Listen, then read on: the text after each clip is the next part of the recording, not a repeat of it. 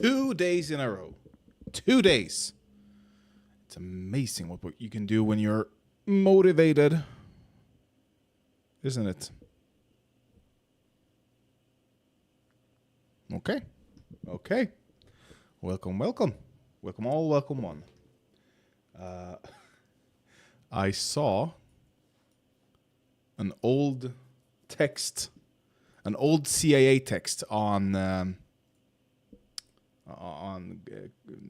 Soviet Union, on Marxism-Leninism, and I thought I'd read it to you because it's revealing the ideological elements. This is from the CIA.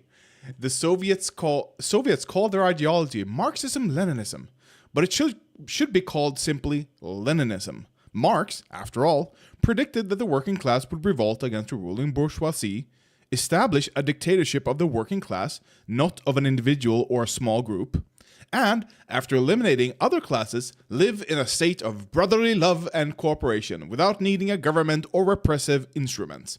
In fact, the state itself would wither away and no longer be necessary.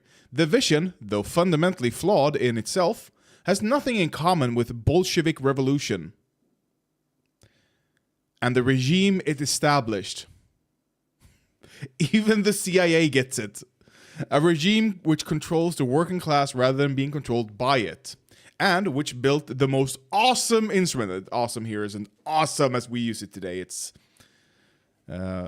more, not as in awe, as in the mass, the amount, the largeness of it. The most awesome instruments of repression in human history, along with an enormous bureaucratic state.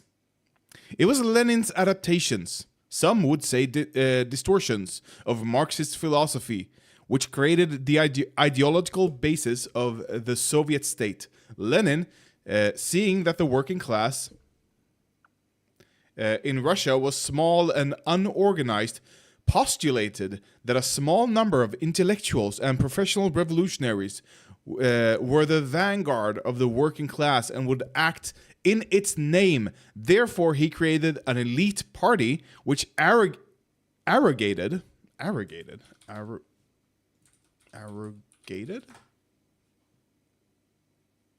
Take or claim something without justification.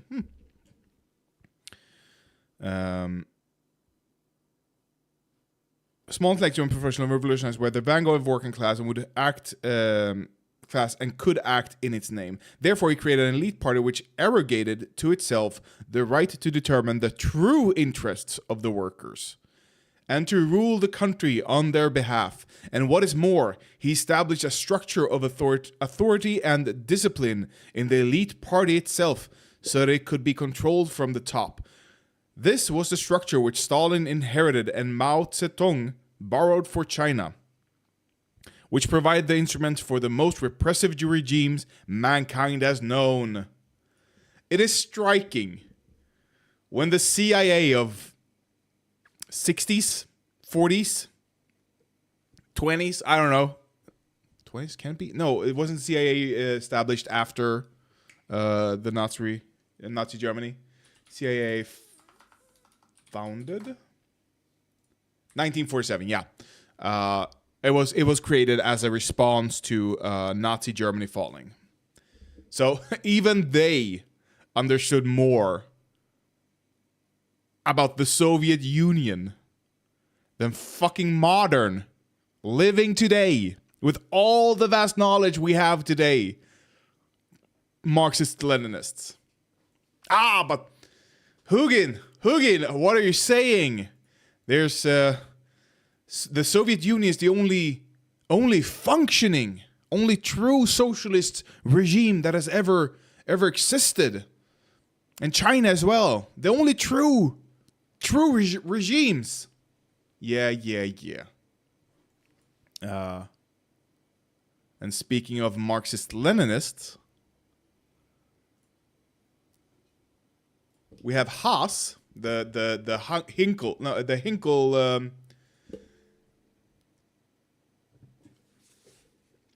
I would say Haas is to Hinkel what Dugin is to Putin.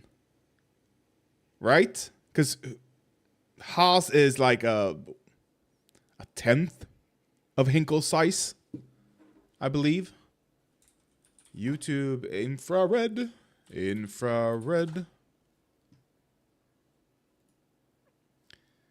We're up to 30K, and we have Hinkle. Yeah, kind of exactly a tenth. What was this? Take the L? Sure he did. As much as I hate or don't like Disney, I don't have anything against the guy, personally. But I mean, taking the L from a tank, yeah. What? He has?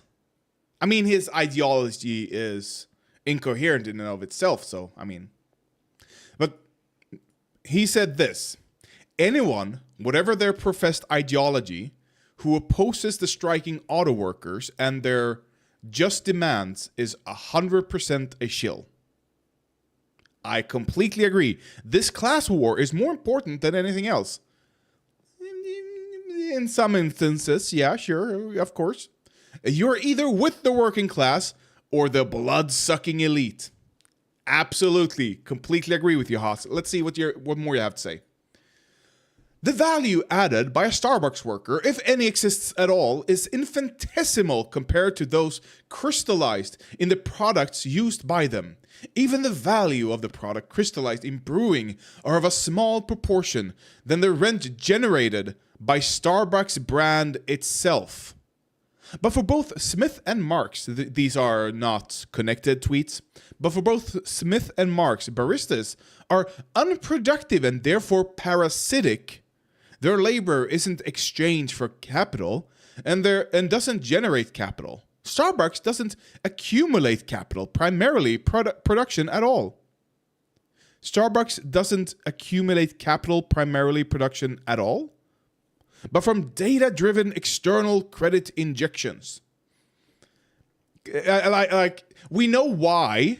Like, he hates liberalism, and of course, Starbucks workers are going to be more liberal and more blue-haired than the UAW workers. Ooh, the writer's strike. I didn't even think of that. Haas Infra, is that his? No?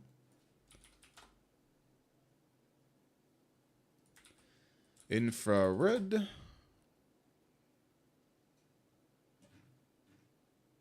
Oh my god. How is this even possible? Infra Haas. Yep.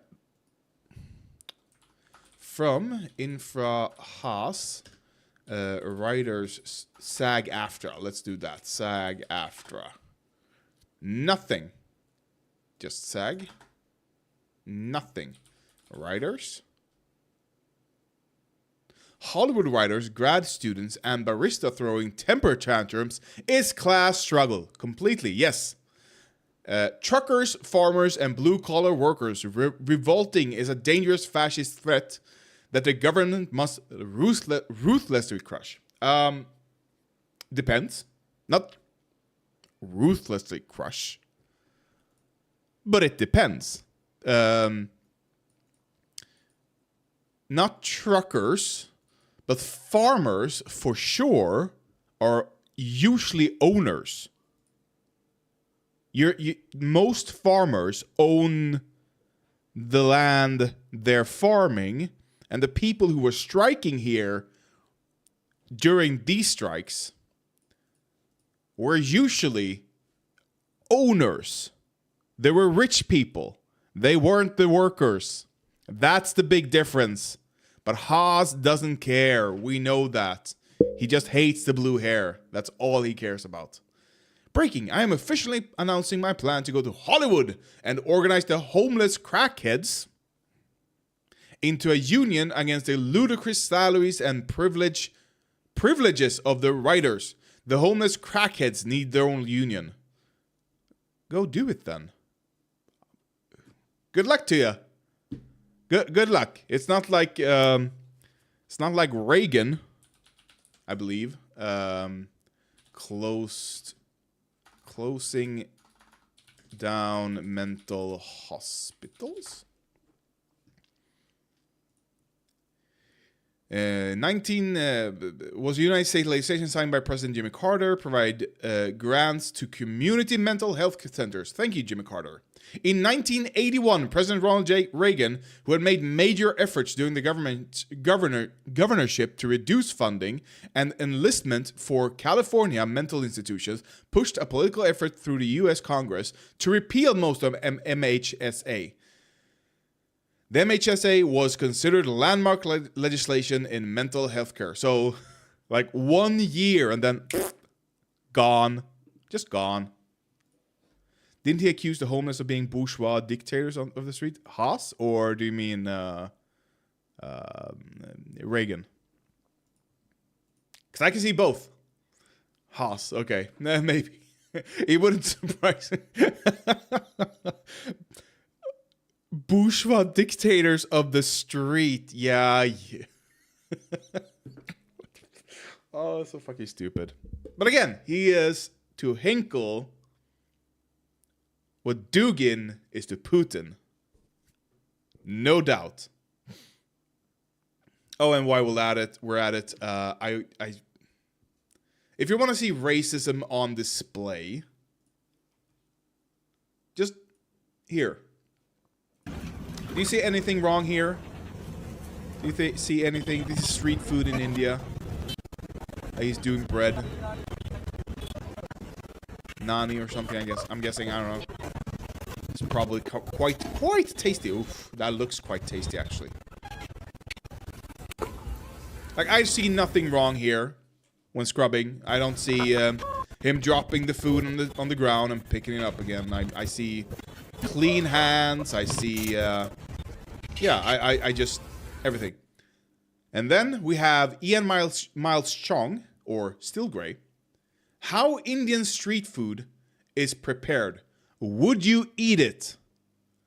Have you ever... This motherfucker lives in Singapore, I believe. But here, I love hand flavor. Have you ever eaten pizza? Have you ever been in a kitchen at a restaurant? They're not gloved all the time. It's like just racism on display. Just racism. Am I a bit dark, perhaps?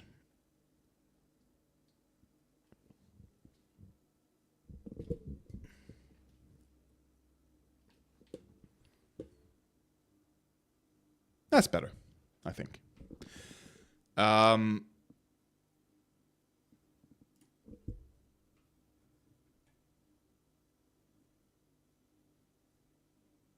Yeah, why don't we go over the Russell Brand allegations?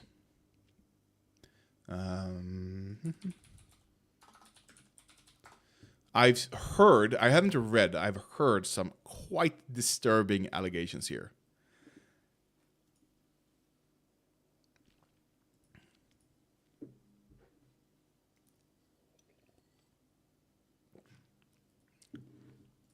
Really?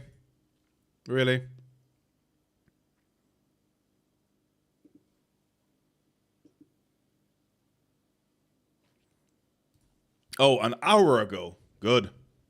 Cat! They have been hiding. I have been cleaning the apartment. Up until about an hour ago. So they have been hiding. So I'm glad they're finally coming out. Oh, I remember this hairdo. Oh, old Russell Brand. Russell Brand. I can't believe he landed Katy Perry. Weren't they even married at some point, I believe? This. What is this? what was he thinking? Like, he has a messiah complex. Like, he has a messiah complex. That's for sure. Here. How did he land her? She got out. She got out. What? Rihanna breaks her silence on dating Russell Brand after star accused of rape and sexual assault. More and more people are gonna come out. This is gonna be a new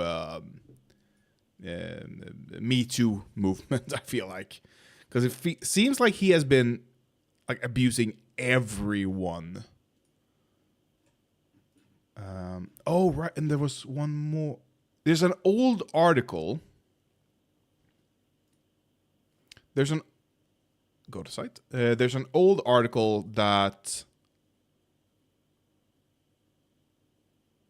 Oh, thank you. I'll absolutely look at that. But I need to look at something else first, because there's an old article that I want to read. And it doesn't name him. And that's the thing. It doesn't name him specifically.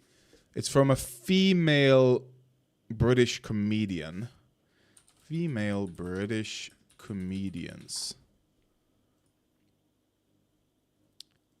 Catherine Ryan. There we go. No. I like her. I like Catherine.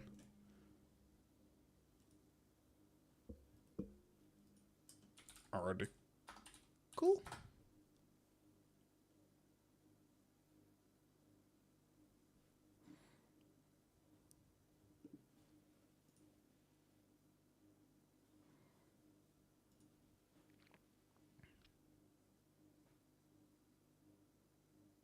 Oh, things are moving. Russell Brand's wife, Laura, deletes Instagram account as she denies serious allegations. Mm-hmm.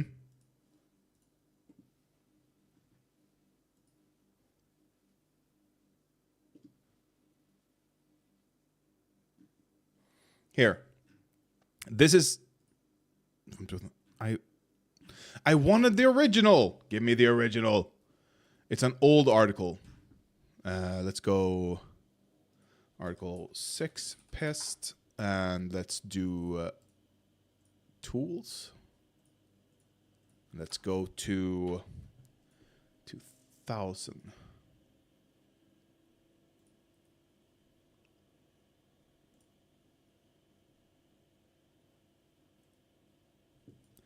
Sexual harassment.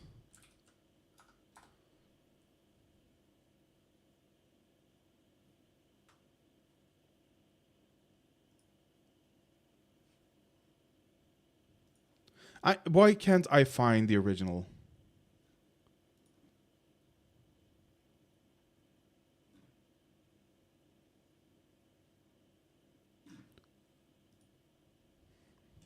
Fine, we're gonna do the this one then. Catherine Ryan has previously revealed she confronted a colleague on a popular TV program as she thinks he is a sexual predator. Speaking on her Amazon Prime series titled Backstage with Catherine Ryan, the comic revealed she called out the worker in front of other staff members from the show. She was speaking to fellow comedian Sarah Pascoe on the show and agreed that she too is aware of the man's identity.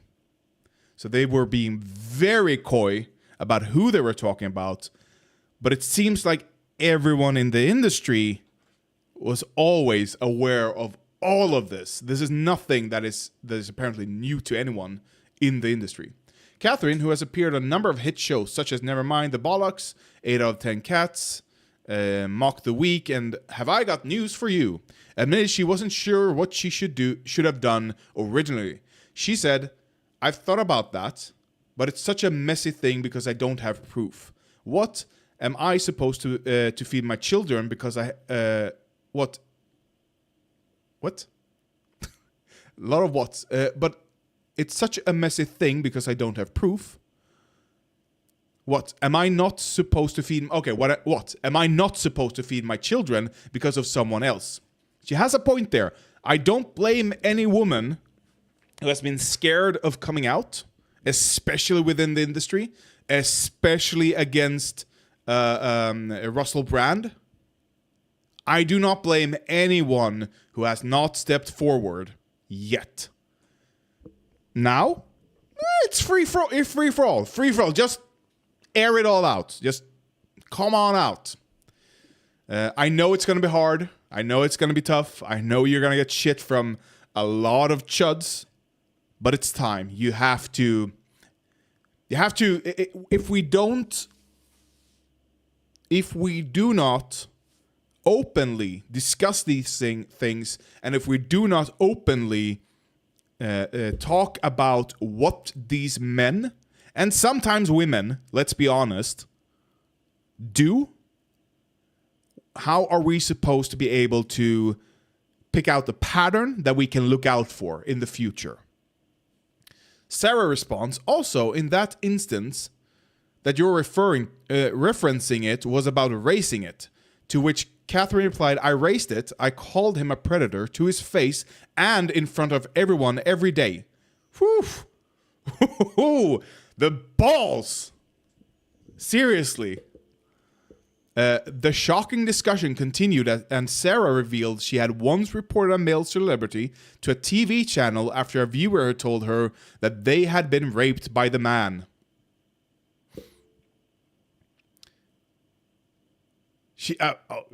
Yeah.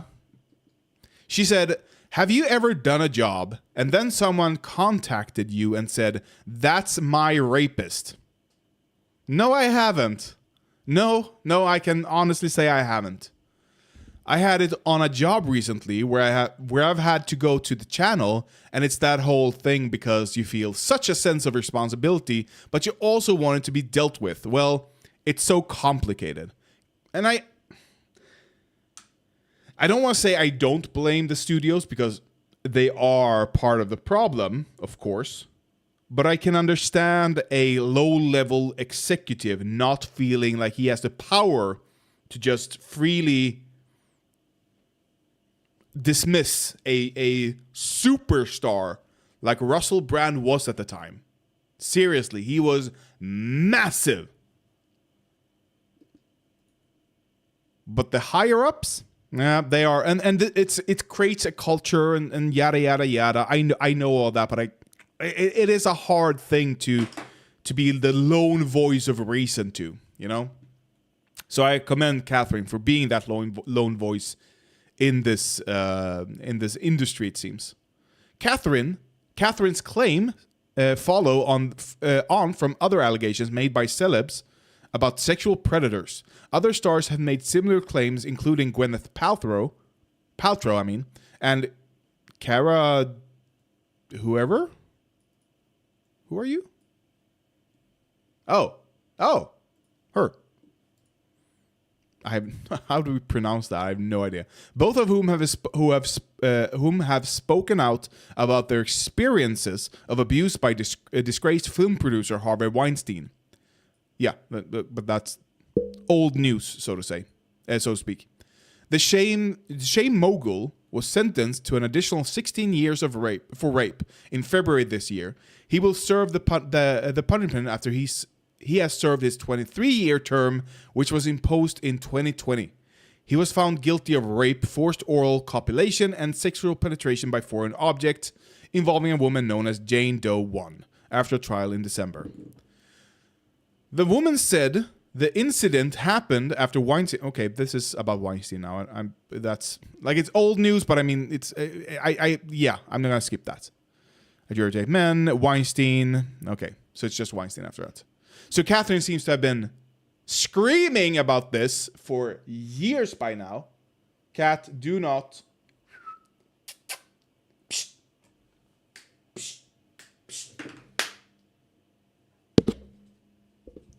Yeah, you run away. I haven't gone out with the trash yet, and I Can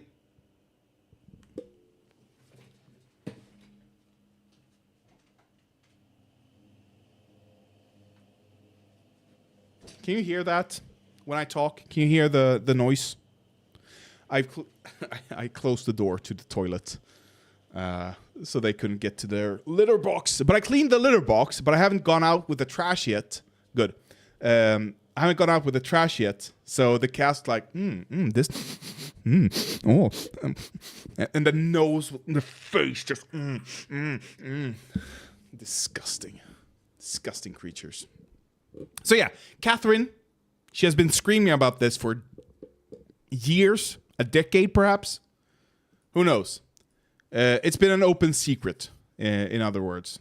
So nothing here should come as a surprise to Russell Brand, who got "you're a fucking rapist, a sex pest, a predator" to his face from Catherine years ago already. Hello, Cat. And now the chuds, the whole right-wing manosphere, is circling the wagon and just like protecting themselves, you know? Someone said it, and I've thought the same previously. If only Harvey Weinstein, who cares? The pudding pop, what is his name? Cosby, and Epstein. If all those three just came out and made a sharp right-wing turn weeks prior to being accused, they absolutely would have had supporters to this day defending them 100%.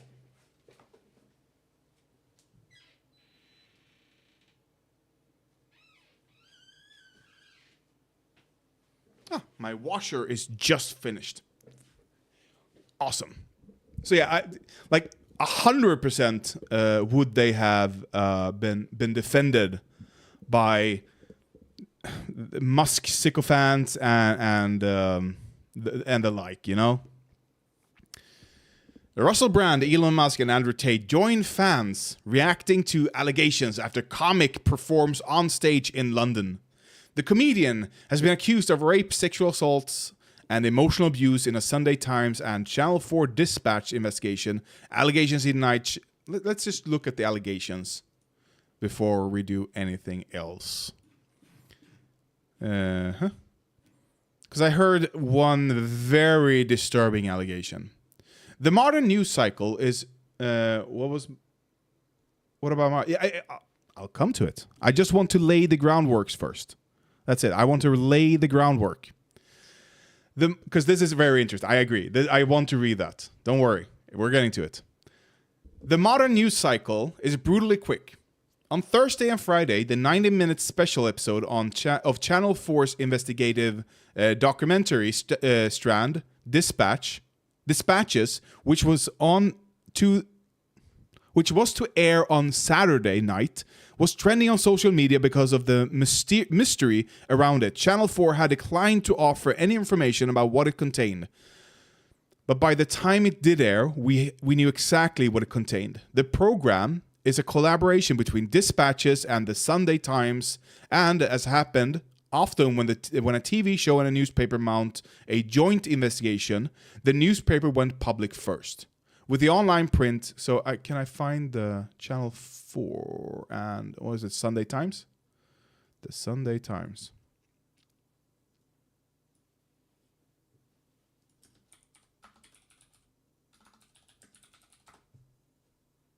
So that is which I can't read, okay.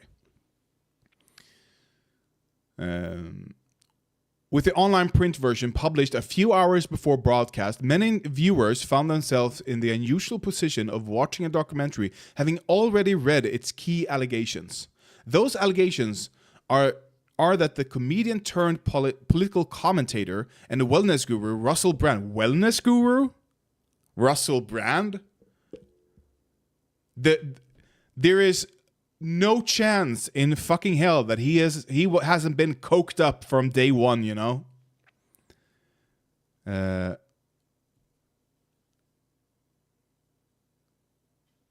Russell Brand has a history of abusive interactions with women.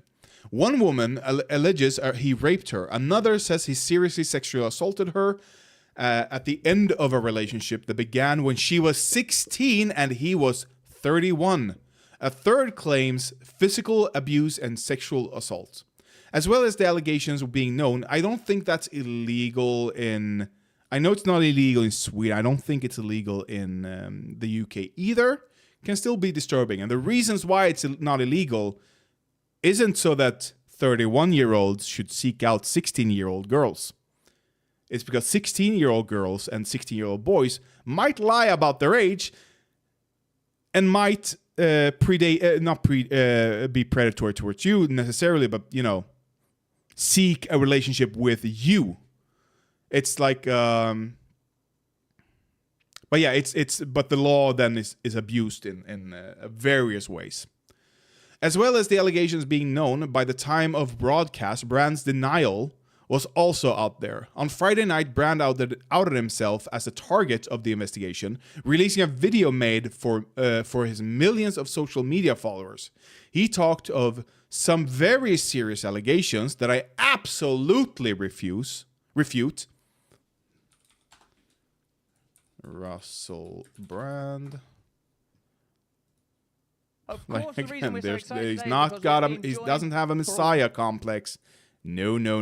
Hello there, you're And there's just one thing I wanna highlight here in this video. Mainstream media narratives, extremely egregious and aggressive attacks, as well as some pretty stupid stuff like my community festival should be stopped, that I shouldn't be able to attack mainstream media narratives on this channel. But amidst this litany of astonishing, rather baroque refute, amidst this litany of astonishing, rather baroque attacks are some very serious allegations that I absolutely refute. Absolutely refute. What is this hand gesture? These allegations...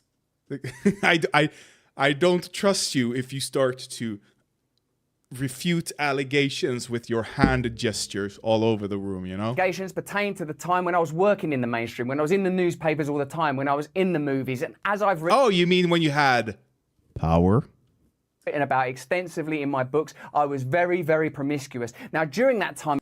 Oh, you were very promiscuous, you mean? Back then when you had power. ...of promiscuity, the relationships I had were absolutely always consensual. There. During that time of promiscuity, the relationships I had were absolutely always consensual. What was cut is the interesting part. I'm not the first one. Everyone saw it, but not everyone perhaps, but many people, including myself, when I watched this the first time by myself, I didn't think twice of it because I didn't think of it like it's a stutter. It's like a. But they try to really. In that time of promiscuity, the relationships I had were absolutely always consensual. Like, what did he say there? What is cut out? Release the Snyder cut, okay? Release the Snyder cut. Release the rape cut. That's the tagline. Release the rape cut.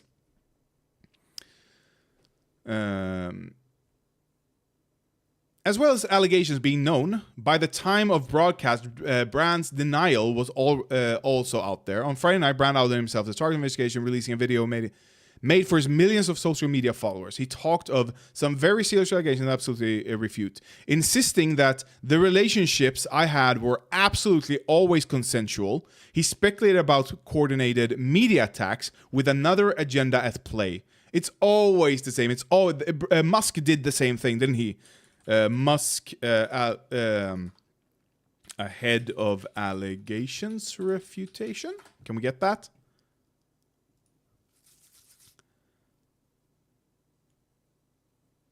Oh, 6-word reply. Okay, we'll do that later after Donald Trump.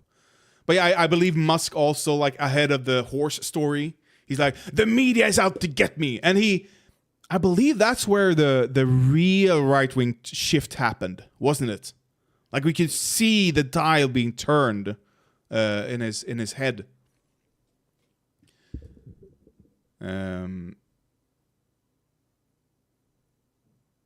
Coordinate me as with another. This garnered him support from thousands of his existing followers and new allies with an interest in self-identifying as brave media disruptors. Several GB News presenters posted on social media appearing to take his side. GB News presenters? Great British News presenter? Is that GB News? What is this? It's a British news organization?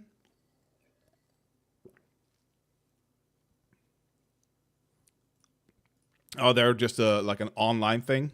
That's it. Hello, cat. Okay, who cares?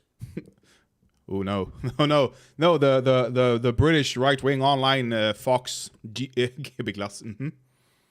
But you have no idea how fucking big this is.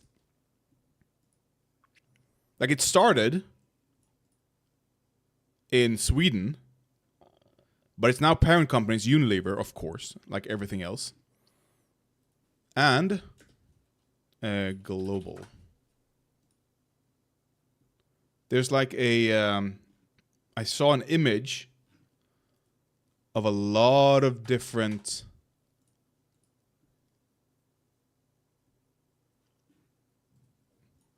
but hey, okay, good humor. Let's do you see here? Do you see there? The heart? Like, I believe this is like I think it's British. There's like you can go around the world and you'll see this heart and you'll know that's GB Glass. It's incredible. I had no idea until like a few weeks ago.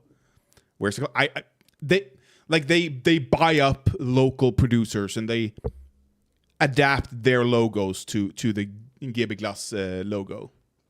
But yeah, I agree. Where's the fucking clown? The clown is essential for the brand. Speaking of brand, so with its allegations and the alleged predators' denial already known about, and even the culture war battle lines around it already drawn, what currency does Russell Brand in plain sight have? Plenty, as well as organizing deeply harrowing testimony into a cogent narrative. The Dispatch's film places the women's claim into a wider context within the industry and our culture as a whole, pinpointing a collective culpability that resonates well beyond whatever one man might have done. The allegations themselves are disturbing enough, being able to see and hear words spoken even by anonymized interviewees, filmed in silhouette or in one case replaced by an actor. Damn, you really don't want to be known. Lends every awful detail alleged a piercing immediacy. Surrounding the interviews are the words of Brand himself. On stage, TV, and radio, even in the best case scenario for Brand, the one in which all these specific independent accusations turn out to be false. We view him as a sleazy sexist creep because he has told us. What? Surrounding the interview are the words of Brand himself on stage, TV, and radio. Oh, right. There's been there's old bits of his that are quite creepy. Like he called an emergency rape line set up by the police as a prank. Like, I remember phone pranks when I was young, usually by radio shows, and they call one pizzeria and call the other pizzeria and then just connect the lines, you know? Or in the case of when we were entering the EU, I don't know if you'll remember this or even know about it, but they called, because the state set up a hotline that you can call to ask questions about what will our EU membership entail. And they called and asked, we've heard that if we enter the EU, we'll get 10,000 German gays here. And the woman on the other lines go, well, I mean, they're allowed to come here. Well, will they be sent here, though? No, there's no... Are you sure? I've heard 10,000 German gay people will come here as soon as, like, stuff like that. And these people are so cordial because they're paid to be. They're paid to be friendly to the people who are calling with their concerns. And they are paid to, like, explain in a calm and very matter-of-fact voice that, no, we are not going to be invaded by gay Germans. if we when we join the EU. You know, stuff like so. Calling a rape hotline? Like, why don't you just call 911? Just call 911 or 112 in Britain, I believe, as well. Don't just do it. If you're gonna be that stupid, okay? Don't be afraid of your own sexuality. We see him tell a guest on his chat show. In a clip dug up by Dispatch. Is it by Dispatches? It's a weird name, in my opinion. Do be a bit afraid of mine, though. Oh. During an interview on Conan O'Brien's US talk show, Brand told the host, "You don't want to be around when the laughter stops."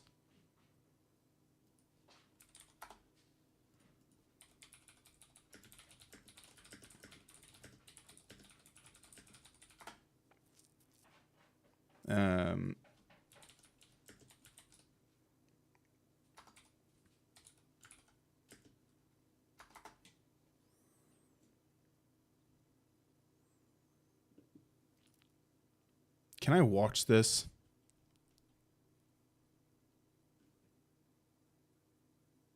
Is this copyright, perhaps? Are they going to take it down? Maybe. Maybe. Ooh. Ice cream, or perhaps a delicious nut, A which nut? is how I think of you. What kind of ice cream? One of them ones where it's got like sort of caramel melted in it, and it's like got some dark milk chocolate and like vanilla, and then caramel in the middle. I think it's called Karma Sutra or Caramel Sutra. I believe it's available from Ben & Jerry's. Other ice creams are available. Wait, what did she say there? Caramel Sutra. I believe it's available from Ben & Jerry's. Other ice creams are available.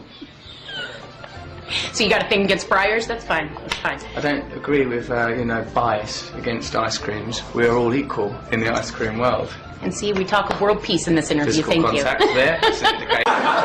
I didn't find that too creepy. Like, that's like a mild sexual reference. Like, if all the allegations weren't around, what is this from? 10 years ago, though. Like, he's been creepy for a while here. But I don't think that's really creepy. Like, he is talking about like ice cream, and there's an ice cream called Kama Sutra or Caramel Sutra. That's fine. That's a fine, mild, salacious joke. Bothered? Narina's favorite things are red wine Like, do you see the hair? What is with the hair? and chocolate.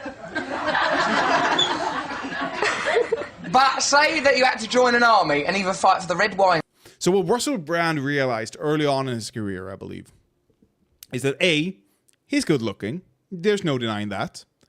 B, if he stands out a bit with the hair, people will take notice of him and they'll ignore the hair if it's a bit funny. And he is a bit funny. But he realized also that humor, not 90%, but a large portion of being funny is being able to make a fool of yourself. Allowing yourself to be a fool. And he plays the fool perfectly. Like, listen to the voice. This isn't funny. It's awkward. And if you're in the audience, if you're a guest here, you're gonna laugh due to awkwardness. Things are red wine and chocolate. That's not funny. Why are people laughing? It's awkward. But he's good looking, so he gets away with it. But say that you had to join an army and either fight for the red wine side or the chocolate side. Which army would you join? Be the red wine. You'd be in the red wine side because they'd be much more confident, wouldn't they? They'll be pissed. Go, get in! Chocolate, and all the chocolate was going to put weight on. Oh no! But hold on, what about if the red wine side tortured their prisoners and then you found that they released videos of the red wine army weeing on members of the chocolate army? Would you not then feel a bit ashamed? Like, it's not funny. He's just taking it to the extreme. That's all he's doing. Oh, and where's the clown? You're looking at the clown right now. Do you think of by this the stuff way. in the middle of the night and then save Boom. it? I make it up in the As you moment. go. Incredible gift. Fucking brilliant. And then save it. Would you not then feel a bit ashamed? Like, do you think of this stuff in the middle of the night and then save it? I make it up in the As you moment. go. Incredible gift. Fucking brilliant. Wait.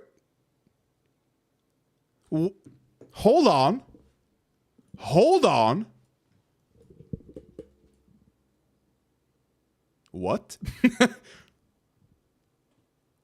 I can't tell if she's actually impressed or not, or if she's just trying to sidestep the issue. Because this isn't... Do I have a pimple here? Looks like I have a pimple here. God damn. To me, this is not impressive. At all.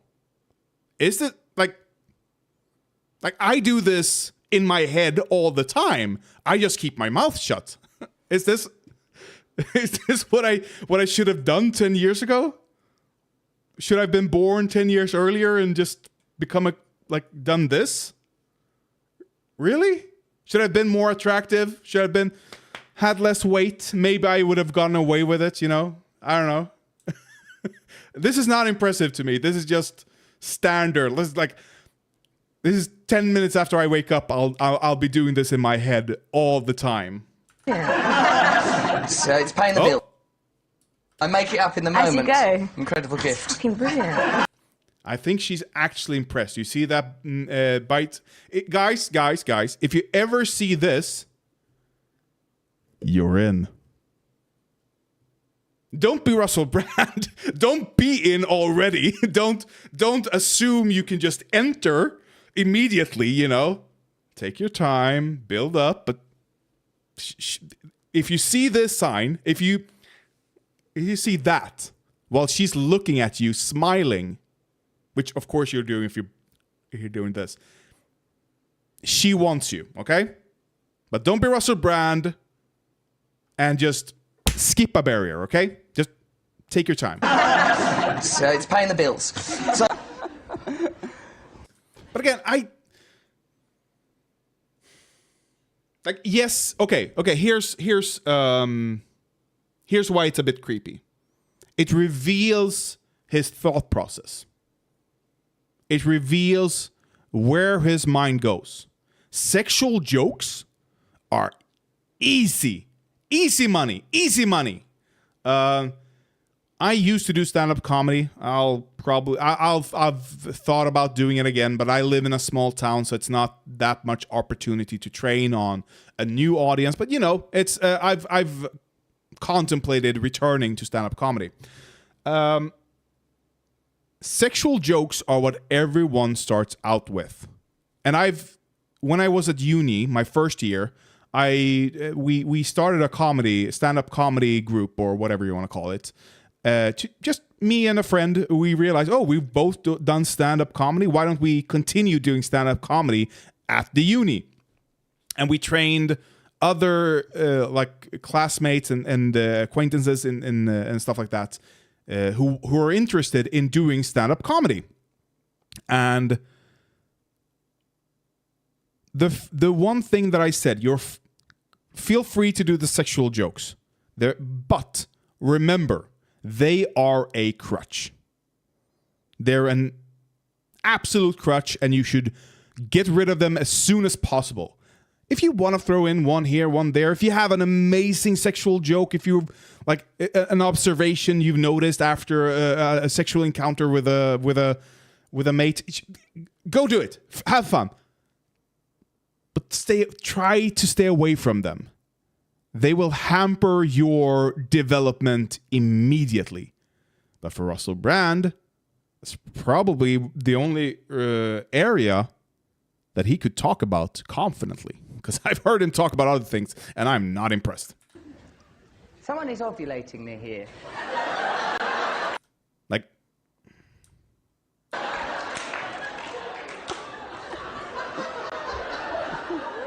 You can just sense that. You have that. That's your. We all can, but I know how to do it still. I can remember it. That's like you're a man slut. hold on a minute. That's pejorative. There's an award named after you. Hold on a minute. That's pejorative. There's an award named after you. There is actually. Serial shagger. The Russell Brand Serial Shagger. The Russell Brand Serial Shagger.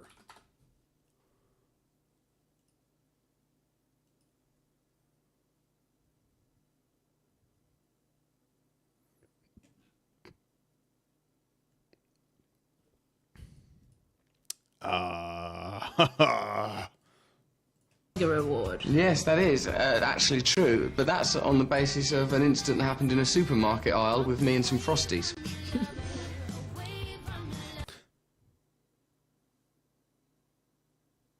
Ignoring the allegations once more.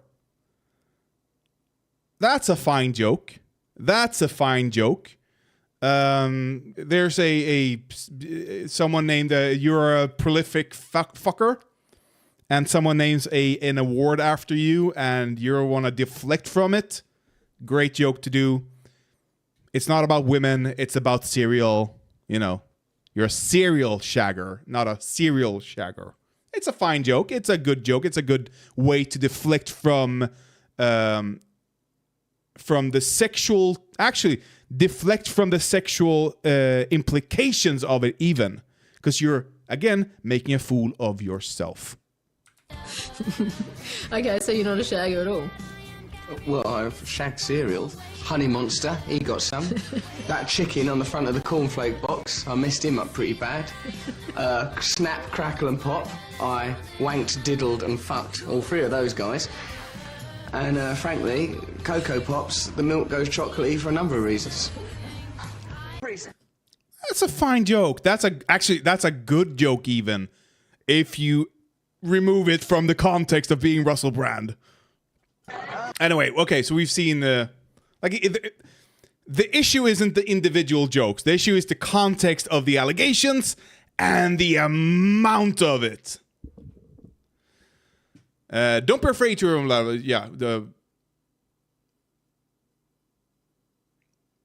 when the laugh. Yeah, you don't want to be around when the laugh stops.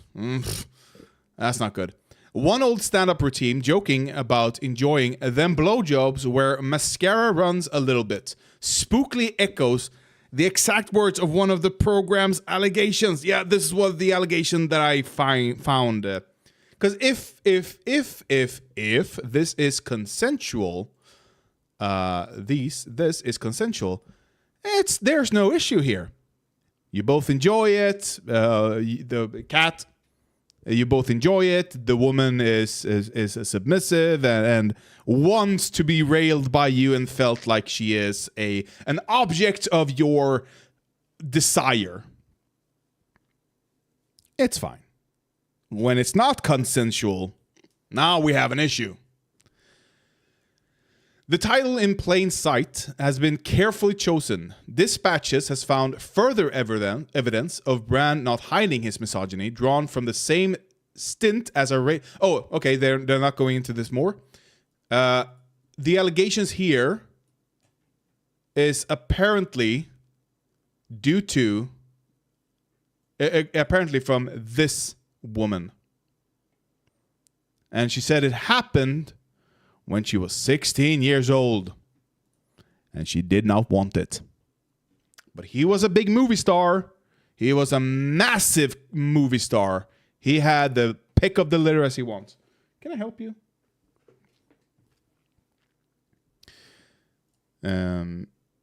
Drawn from the same stint as a Radio 2 presenter that led to his biggest previous controversy in 2008 when he was fired for broadcasting crass voicemails he left for the actor Andrew Sachs. Andrew Sachs? Who is Andrew Sachs? I remember I've seen him, but I have no idea who he is. Ooh, what's this?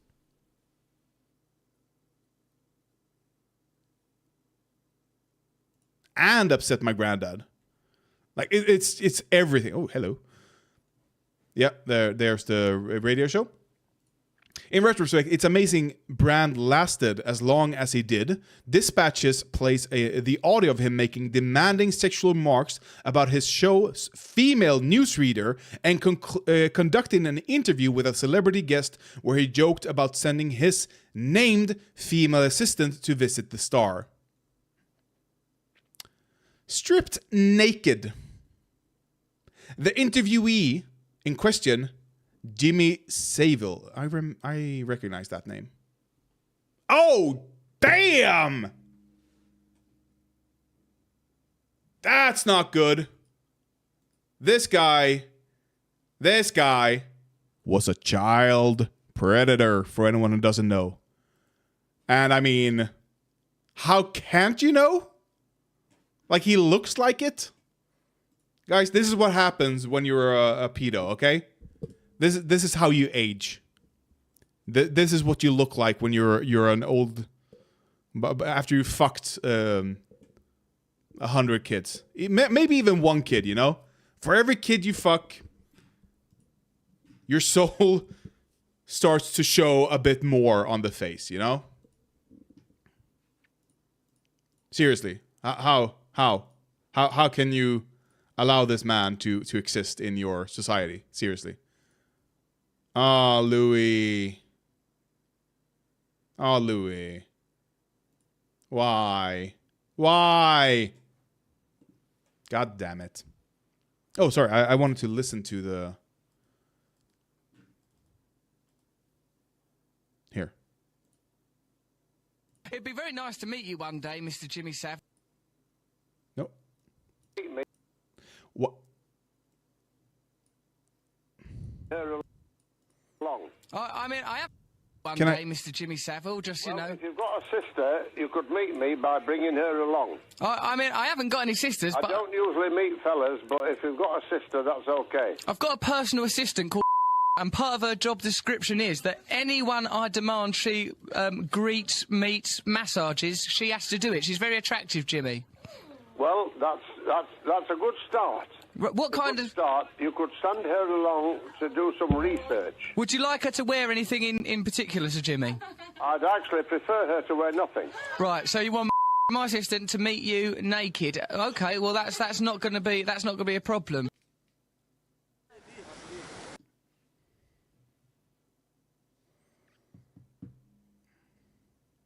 I don't know if he actually said it.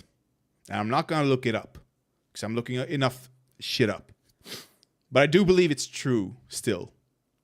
Even if he didn't say it. And what I'm talking about is the father of psychology, Freud. Sigmund Freud.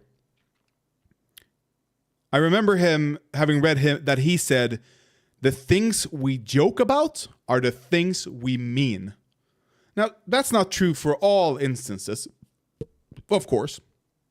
Some jokes are just jokes. Like, if ever, like when I was young, I made crass, racist jokes even.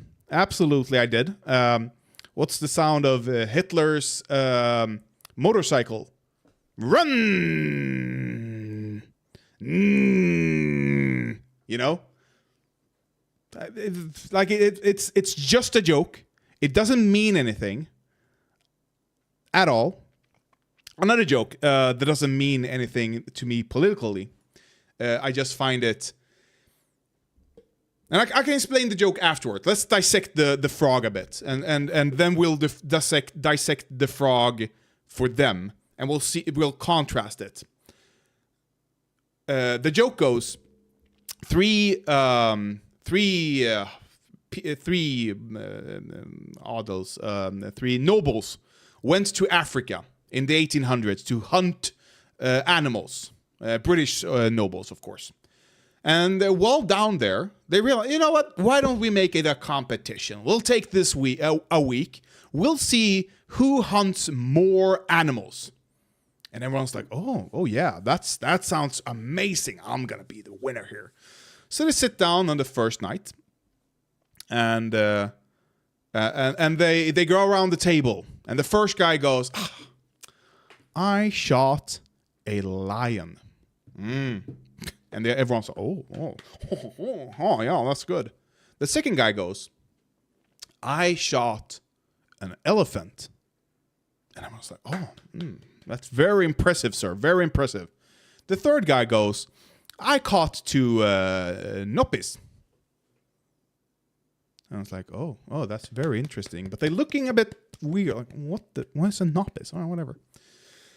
The second night comes along, and they go around the table again. The first guy goes again. Well, I'm not just 1 lion today. I shot a lion and 2 antelopes. And the second guy goes, I shot a lion, an antelope, and a baby elephant. And the third guy goes, 5 noppis today. And I'm still just clapping along, and nobody's... The third night comes, and they go around the same, and then they come to the third person. Again, he goes, today, I got 10 noppis. And they start, like, the other 2 guys squirm a bit, look at each other, and go, what is a noppis? And the dude goes, well, they usually hide behind bushes, and they have this patch of hair on their head, and they jump out and go, no, please, no, please. Like, that's the joke. And it's a crass joke. But the reason I don't find this joke offensive or racist even is because it reveals, it doesn't diminish the African people.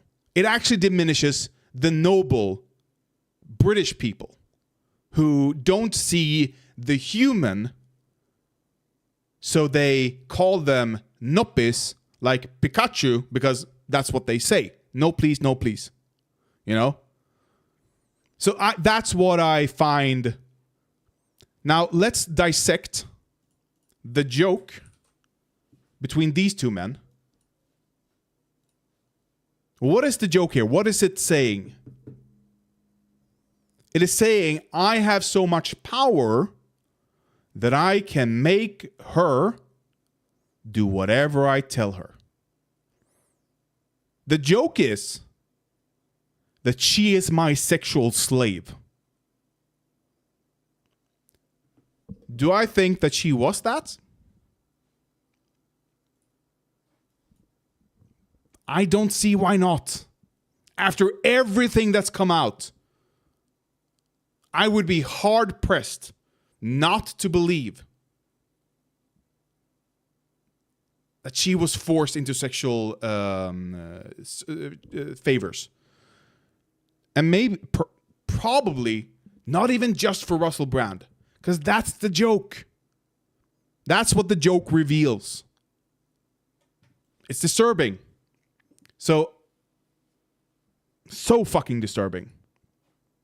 And if you hear someone joke that way, and you don't know them personally, because it's a different thing when you know someone personally, you're in a small gathering with just friends, you can be more crass, you can be more out there with the jokes, because you know each other.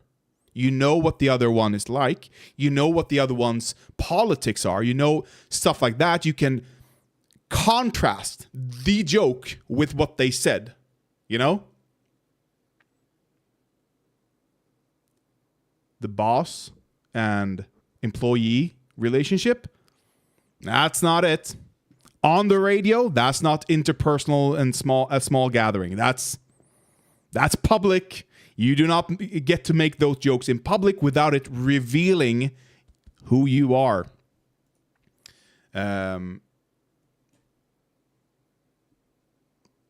To Jimmy Savile, it wasn't open, at least. I don't know if it was an open secret, but it wasn't out in the open when the show happened, because of course he wouldn't be. I don't think Russell Brand would. To be fair to Russell Brand, I have not heard allegations of him diddling small kids, just 16-year-olds, not small kids, okay? To be fair to him. Speaking to Dispatches, former BBC One controller Lorraine Hegesy boggles in retrospect at Brand's broadcasts. A predator, live on air on Radio 2. Previous entertainment industry exposes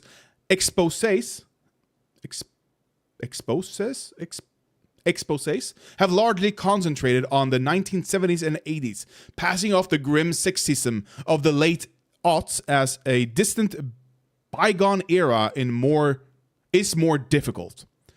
The warning about not ignoring red flags and not indulging toxic behavior to prioritize talent or fame is a strong one. Yeah. Like I said, do not ignore the red flags of the rich and famous, okay? With acute relevance to a comedy world still riddled with misogyny, the only performer willing to be interviewed about the problem for Dispatches is Daniel Sloss. Daniel Sloss. I've seen him.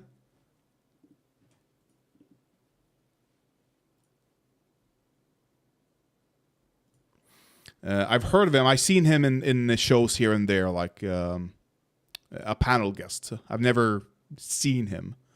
Who's already known for including serious oratory about male violence in his stand-up routines. Why work still needs to be done. Brand is not the only comedian whose alleged behavior is often described as an open secret in the industry.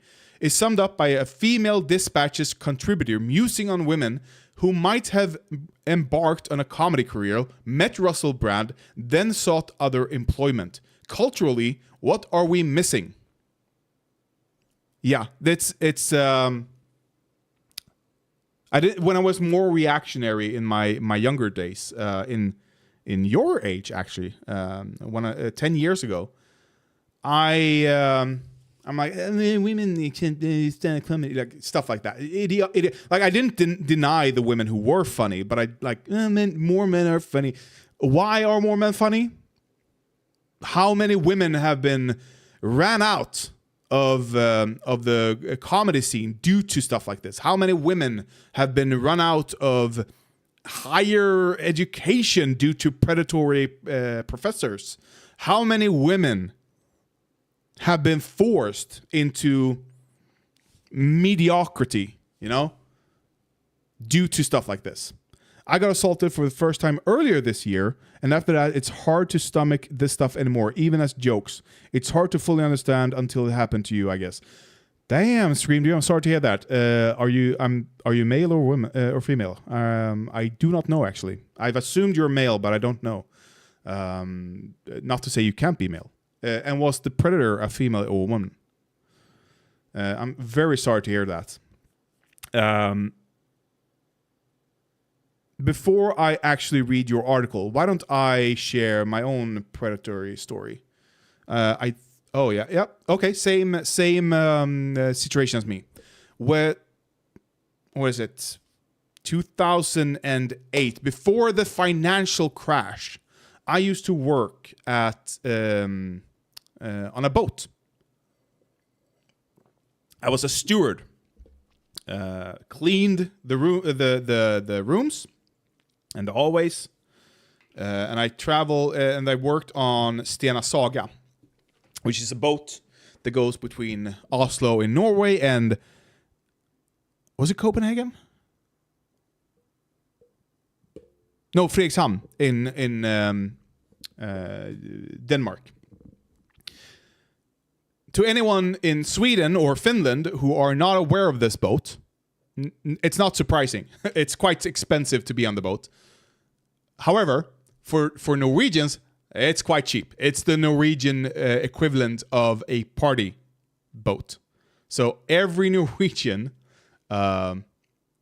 if you ask a Norwegian about the boat, everyone knows about it. So I used to do that, and for 6 months before the crash was felt by us and a lot of other boats, because this was a very profitable boat. A lot of other boats had to shut down, and they concentrated their crews on there. And I wasn't. I was last in, therefore I was first out. which is fine as such goes. However, when the summer ended, there was and they apparently did at least do this every year. As a thank you to the workers, they had a party. So everyone got on a bus and went to a remote location, and we had drinks and we had food and we had party and yada yada yada. The week leading up to this party, had been working in nights. So when I got off the boat, I was very, very tired. I tried to sleep on the way there, just like a few hours, not enough, and so I went to bed quite early. I think I was in bed at like 10, 11, something like that.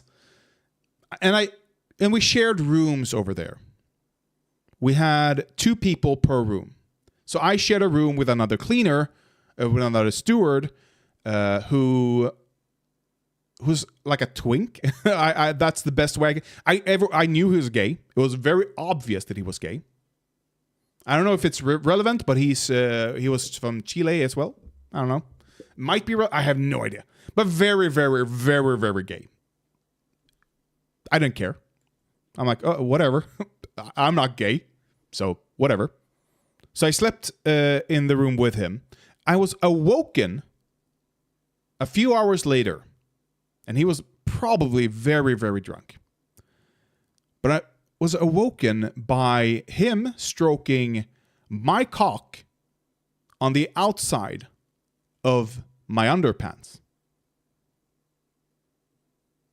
But I was so fucking tired that what I did was that I rolled over. I rolled over to my stomach so that he couldn't get to it. And I fell asleep like that because I was so fucking tired. But I'm awakened again, and I'm guessing this is like a few minutes later. I have no idea. That's how tired I am.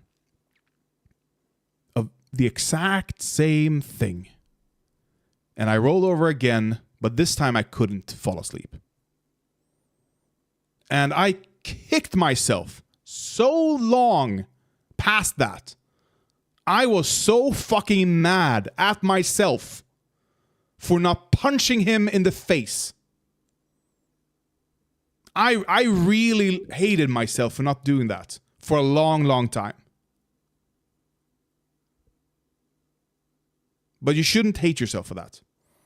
You do not know how you'll react in such a situation before it happens. Especially not under those mental circumstances where you're so sleep deprived that you have no idea what, like, all your body craves is sleep, you know? You have no idea how you'll react in those situations. So, anyway, I rolled over and I didn't fall asleep.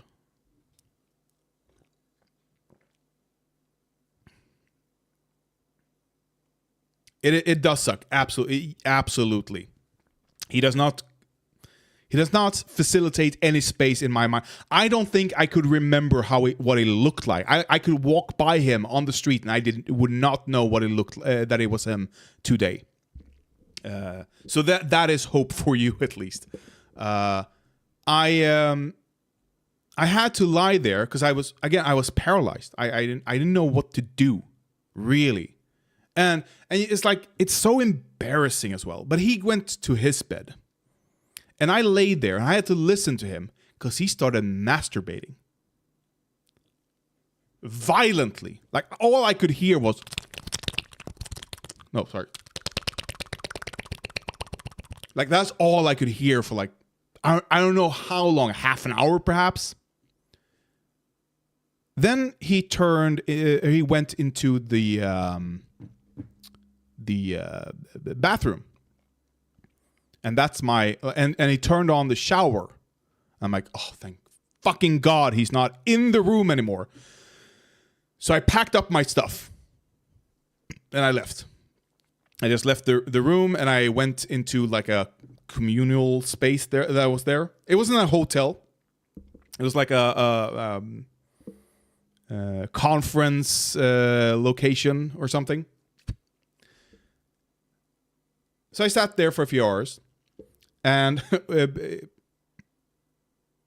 oh, you have no idea, Screen Green. You have no fucking idea how sick he is. I'm getting. This is just like there's a thing that I got knowledge of that just relieved some of my angst. Like he is properly disturbing. Okay, we're getting to the really disturbing part soon. Yeah. So when everyone else woke up, I went to my boss, and I said, I need to talk to you. He's like, can it wait, please? And I'm like, sure. And I thought he meant like, can I just wake up a bit? And I'm like, of course. It wasn't like an immediate thing that happening right now. So sure, it can wait a bit. Why not? And then we were about to leave. I'm like, can we talk before we leave? He's like, can't you wait until next week when we're back at work? We had a week on, week off, week on, week off. So I was away for the half of the month, you know.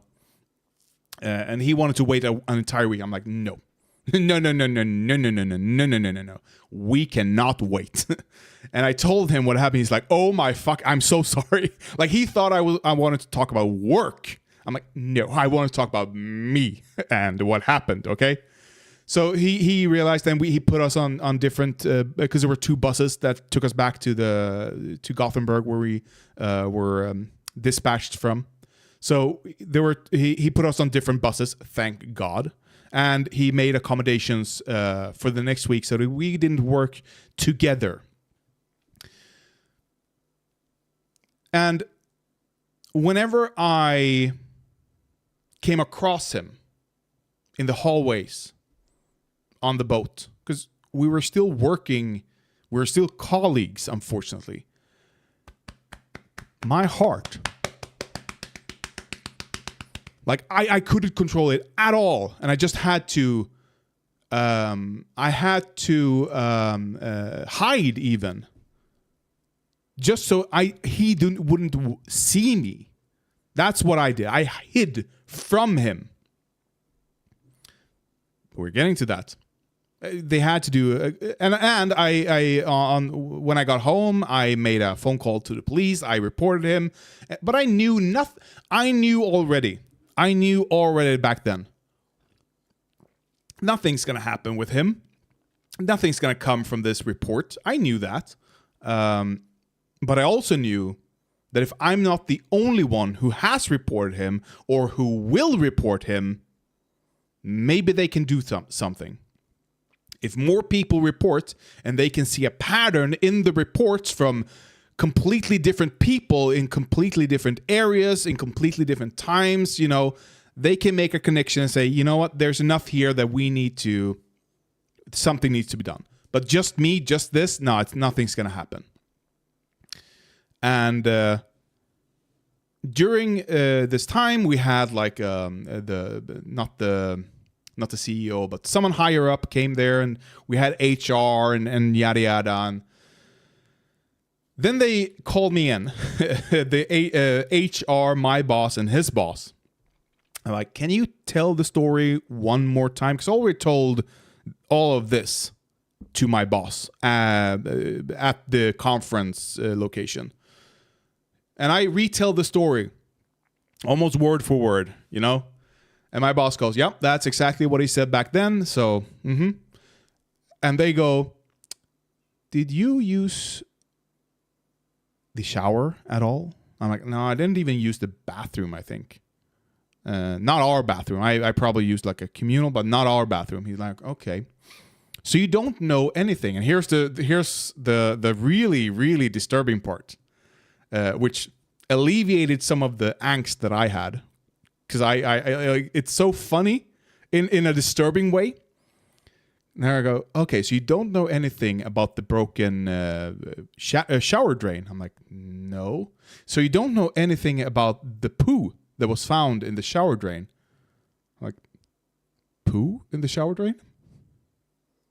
The only one who used the shower was him. So what he had done was after he didn't get anything from me, he went into the shower and he took a fucking poo while masturbating down the fucking drain.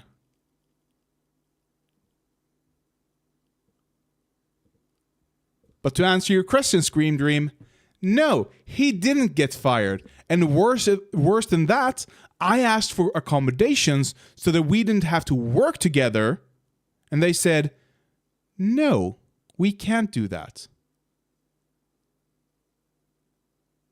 This is corporate. This isn't corporate America. This isn't corporate England. This is just corporate. This is global. This is every place.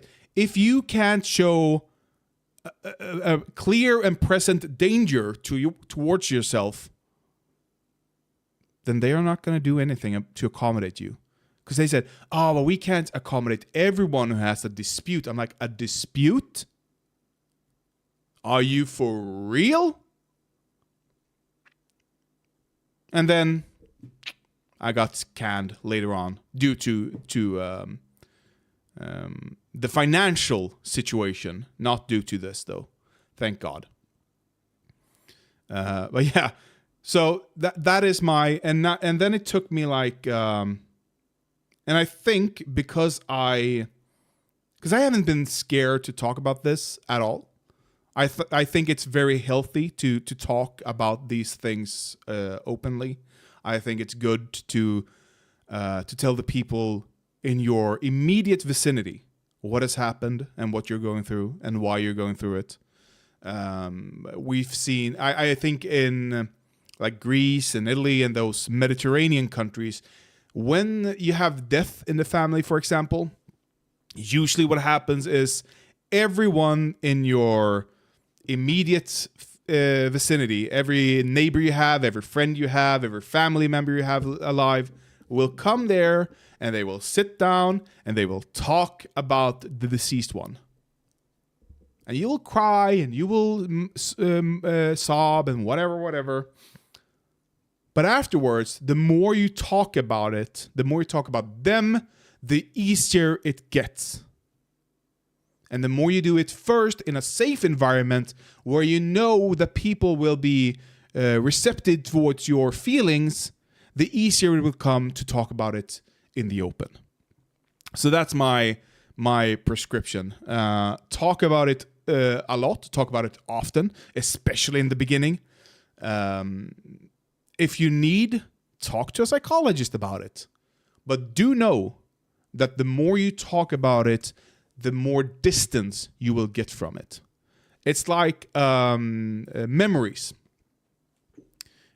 The best memory you can get, the most accurate memory you will have in your life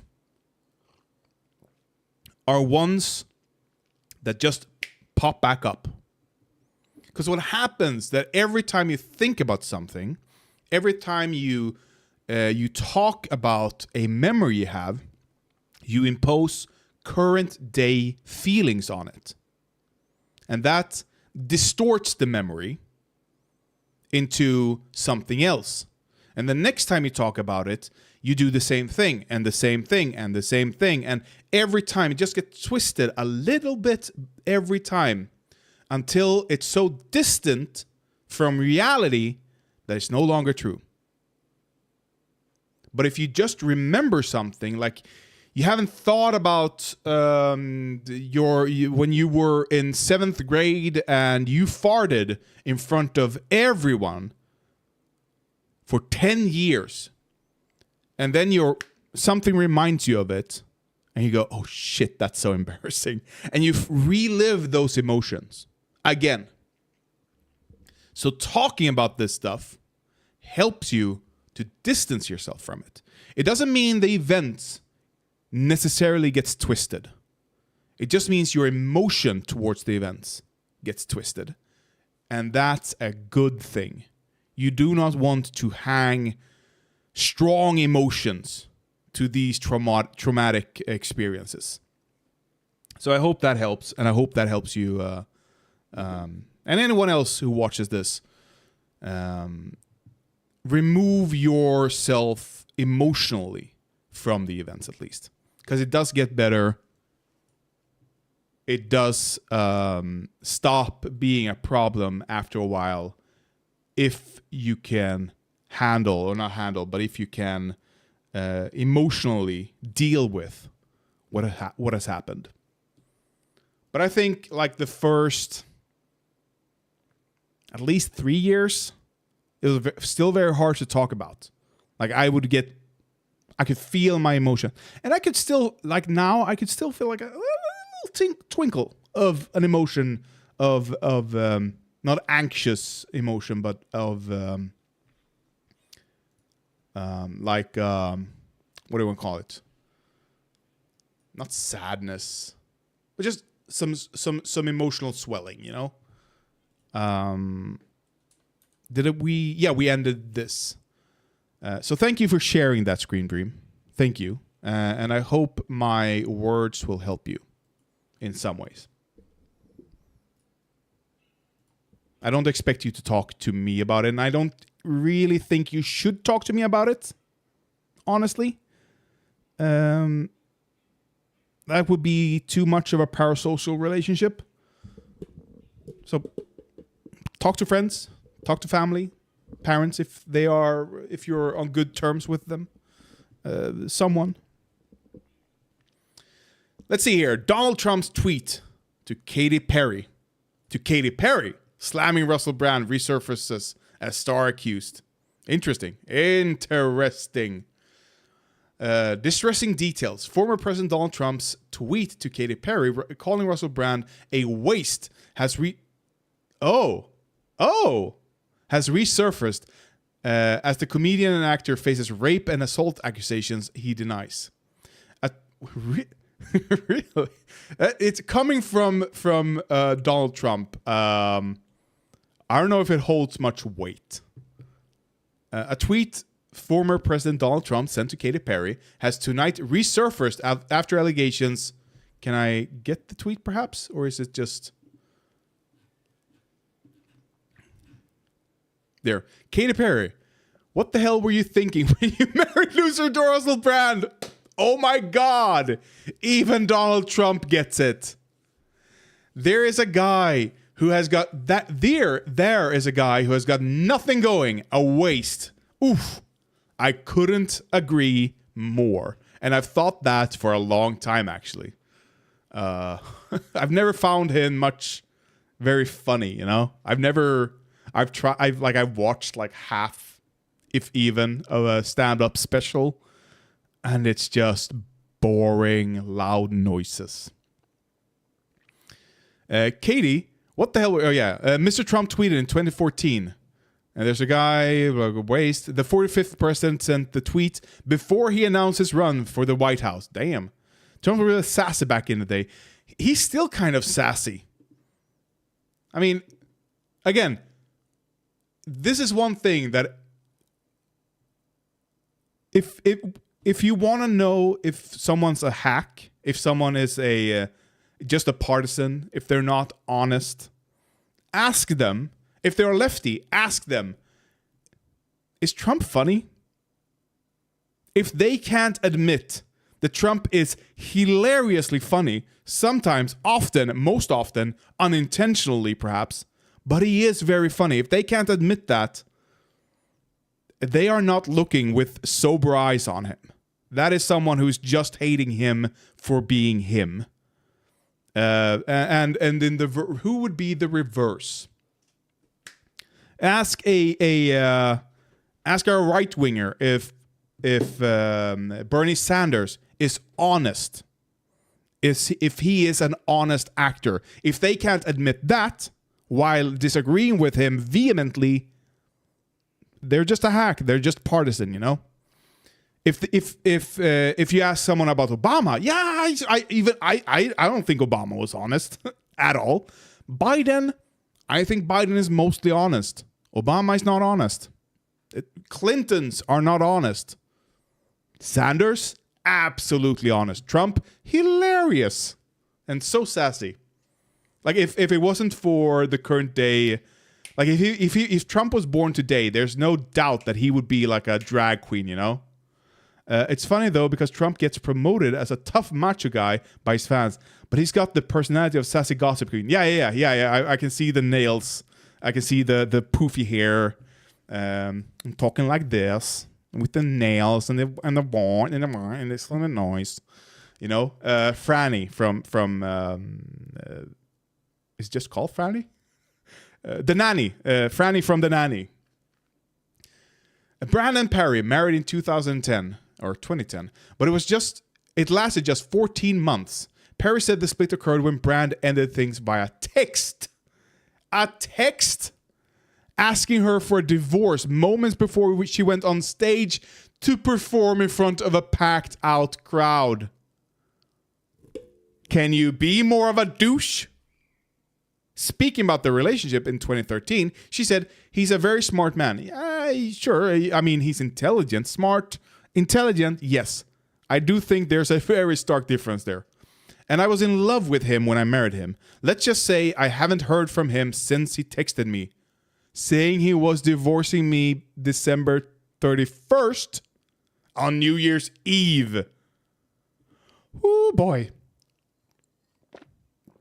Following a joint investigation by Sunday Times and Channel 4 published by Brand has been accused of rape, sexual assault. He has said he absolutely denies the allegations against him and called them criminal.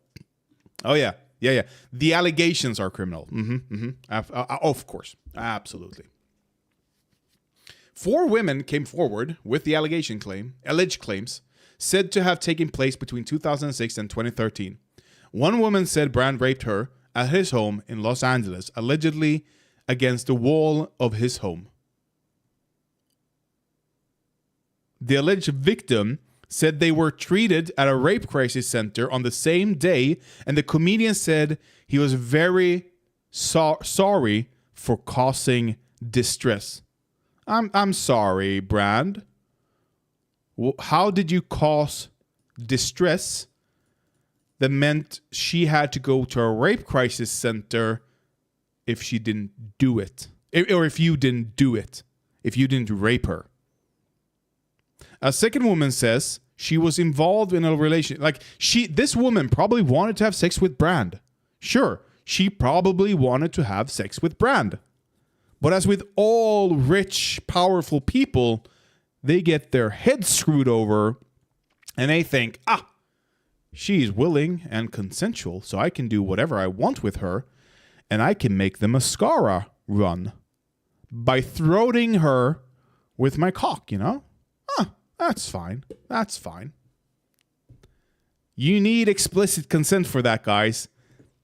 It is fine to enjoy those things. Don't. If you enjoy that, that's fine. That's part of BDSM. But it needs to be explicit, and it needs to be explicitly consensual. You need to have, and this is my strong recommendation. Talk about it in text beforehand. Have it like when you're flirting on Tinder, or if you have Snapchat, or whatever you do, or Messenger if it's like a 60-year-old pensioner you want to fuck, okay? Whatever it is, have it in text. It is very, very important to have in text that you have discussed such actions. And during the act, take it slow, especially the first time.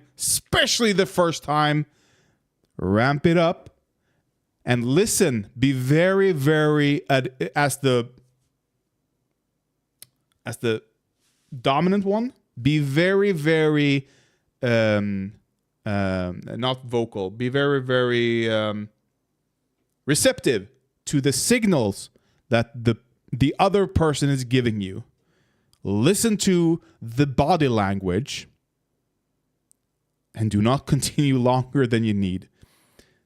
If you do something and then you let go and the other person continues, marry that person. Go ahead. But it's very, very important that you let go and you allow the other person to display their interest in the acts. Yeah, these guys cannot comprehend being told no. Being told no to these people is an aphrodisiac. That is what they get onto, okay? That is how they get off. They enjoy the chase. They enjoy being able to have that power. So it's not just that they don't comprehend it. They like it. A second woman says she was involved in a relationship with Brand when she was 16, and he refers to her as the child during this period. She claimed on the Sunday Times that Russell forced his penis down her throat, causing her to choke. Again, not with a 16-year-old, but if it's consensual, it's fine. If it's not, do not, under any circumstances, do that. It's very easy. It's very, very easy, okay? Another woman said he was sexually assaulted. I'm guessing this is a typo. Another woman said she was sexually assaulted by Brand in an LA and that he threatened to call his lawyers if she went public with the claims. A fourth said she was allegedly assaulted by the YouTube guru and that he subjected her to both mental and physical abuse.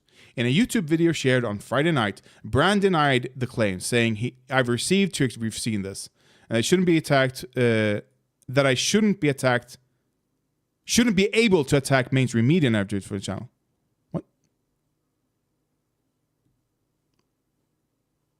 I've received two extremely disturbing letters, or a letter and an email, one from a mainstream media TV company, one from a newspaper listing a litany. That's exactly the two, Sunday Times and Channel 4. Listing a litany of extremely egregious and aggressive attacks, as well as some pretty stupid stuff, like community festival. Like community festival should be stopped, that I shouldn't be... should be able to attack mainstream media narratives on this channel. I'd like to see those letters. Publish them, Brand, if that is actually what they said. Publish them. What do you mean that I shouldn't be able to attack mainstream media narratives on this channel? Bullshit. I'm guessing that they said you shouldn't be able to deny those claims or blah, blah, blah due to, but be able to attack mainstream media narratives on this channel. Yeah. Sure thing. He added, but amidst this litany of astonishing, rather baroque attacks. Yeah, we saw all this. No, okay, we see this. Whew. Katie, what the hell were you thinking? No, wait, I need to hear him. I need to hear Donald Trump. Can we get a sassy Donald Trump? Thank you very much. No, that's not what I want. And I respect Mexico. I respect their leaders. I respect Mexico. I respect their leaders. I did everything wrong and they indicted me. He also talks like this. Katie, what the hell were you thinking when you married that... Katie, what the hell were you thinking when you married loser Russell Brand? There is a guy who has got nothing going. A waste. Not the best, Trump. Not the best. It's okay. I know that there are groups set up by female comedians where they warn each other of comedians and agents, people in the industry who to avoid. And I know for many, many years that women have been warning each other about Russell. Damn. Like, I know it's not his place to tell this story. So I don't, he's not the one who is, who's supposed to come out with this story just because he heard it. But being able to sit on that information for years, that can't be easy. That can't be fun. I knew this man for 8 years and fucking did it. There are monsters amongst us. I hate Twitter.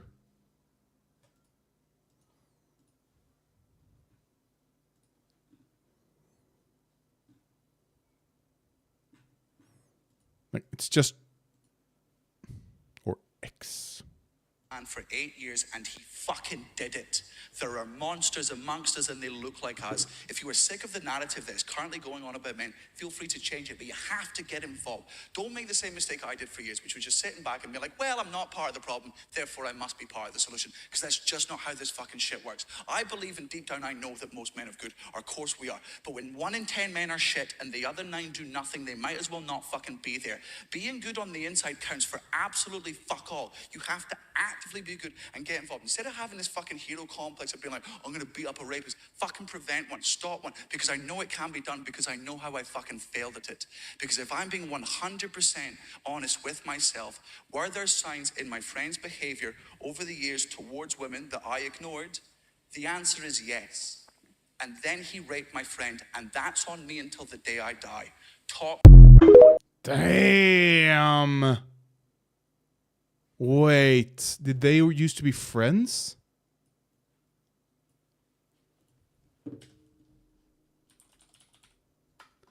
Russell Brand. Finance. I don't want to see finances.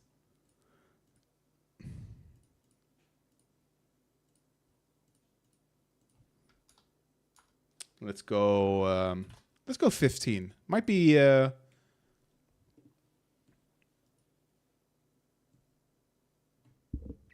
might even be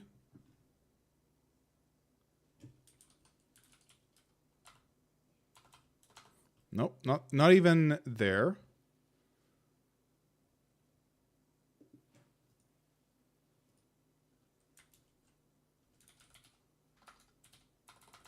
I don't want the, so I'm just gonna get like the side.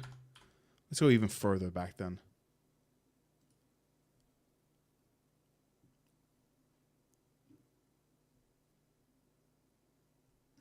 We're not 8, so we appreciate that that the holding of hands doesn't mean 2 people are diddling, but we'd like an explanation for this picture. Shortly after nuzzling. Who? Misha Barton, who now has a cold sore on her gob. That's very... Who is Misha Barton? Can I... Okay. On a night out in Camden, Amy Winehouse was holding hands with Russell Brand's dad, Ron. How old is he? Really? Amy Winehouse and Russell Brand's dad? Ooh. Like Amy, I still mourn. The Amy Winehouse's Back to Black, is that what it's called? Isn't it?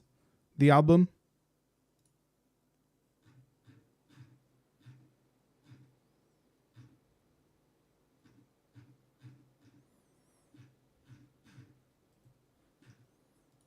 Discography. Back to Black, yeah. I think this still, I know it got a lot of praise when it came out, but I think it's critically still today by regular people underrated. It is a fantastic album, and I think it has changed at least British music quite a lot. I don't think Adele would be able to be where she is today, or would have had the music she has today if it wasn't for this album. It is such a good album. If you haven't listened to it, do it. Not just the singles, which were plenty from that album. She had a vision. Her first album that she made was written by someone else. She wasn't allowed to do her things. She was a blues girl at heart, you know? But did she? Perhaps. And she was taking too early from us, of course. Uh-oh.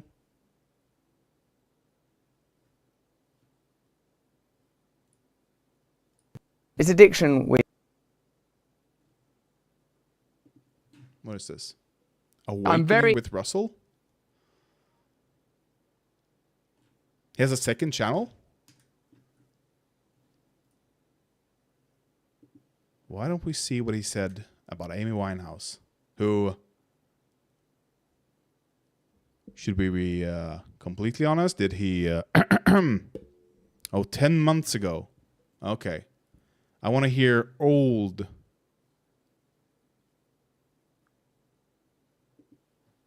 I'm gonna mute so that I don't get...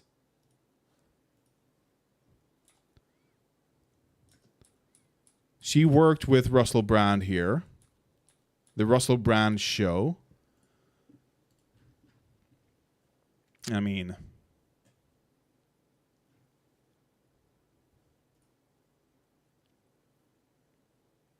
Is it like...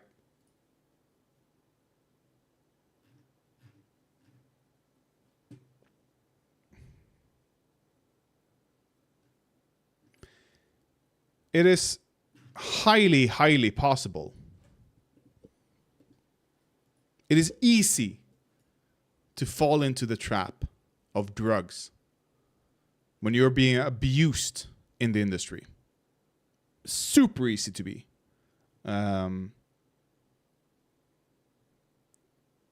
Like how many men physically assaulted, possibly, probably, likely Amy Winehouse, and drove her to drugs, drove her to desperation.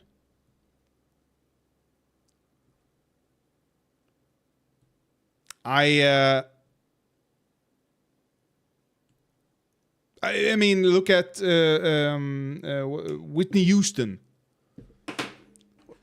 How much was the abuse to be abused by other men, by powerful men, to including her husband,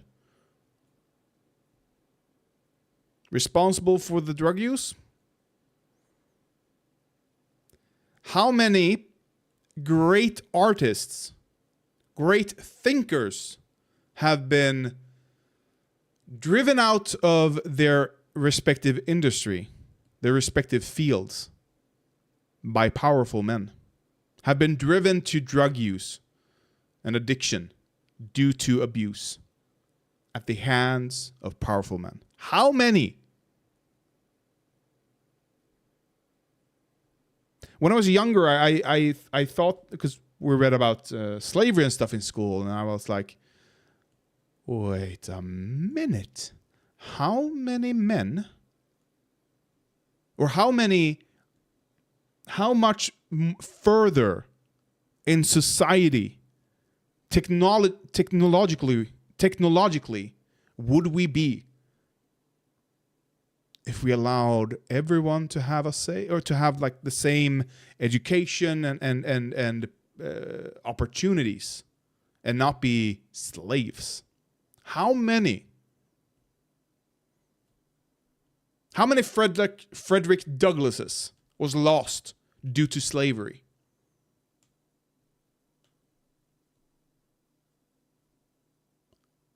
I mean, the microphone. Wasn't the microphone invented by a black guy? Or the condenser microphone, perhaps? Like some amazing technology that we use as black inventor. Yeah, James Edward West. 90% of microphones used today are based on the ingenuity of James Edward West, an African-American inventor born in 1931 in Prince Edward's County, Vermont. Virginia? Yeah, every telephone probably uses his invention. So, like, how many of these guys were lost in time due to the hardships? Okay. I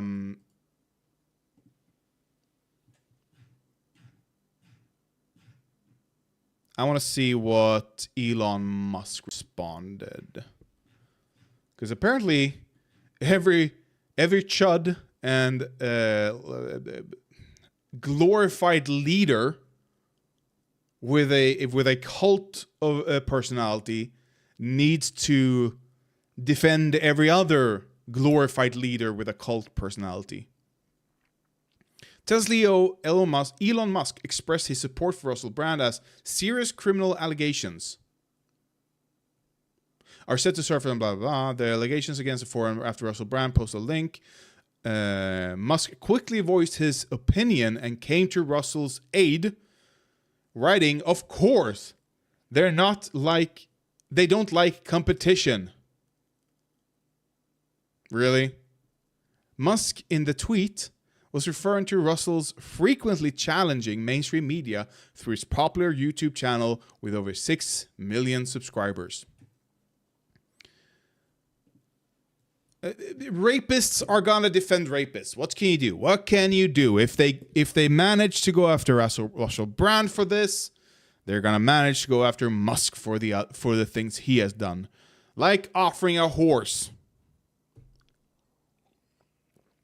Yeah. I want a horse as compensation for your sexual advances. Yeah. Absolutely. What the fuck am I gonna do with that horse?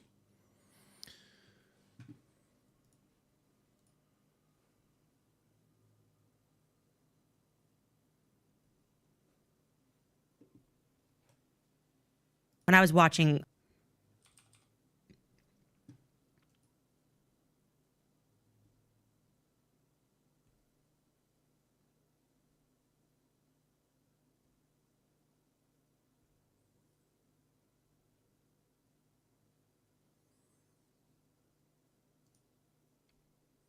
So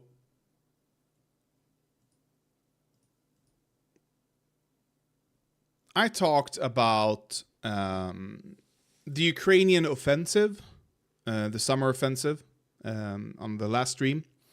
I don't think I'm going to make a video on it because it's very much like all over the place in some instances, because I talked to Scream Dream about about his views on it and why I disagree with that.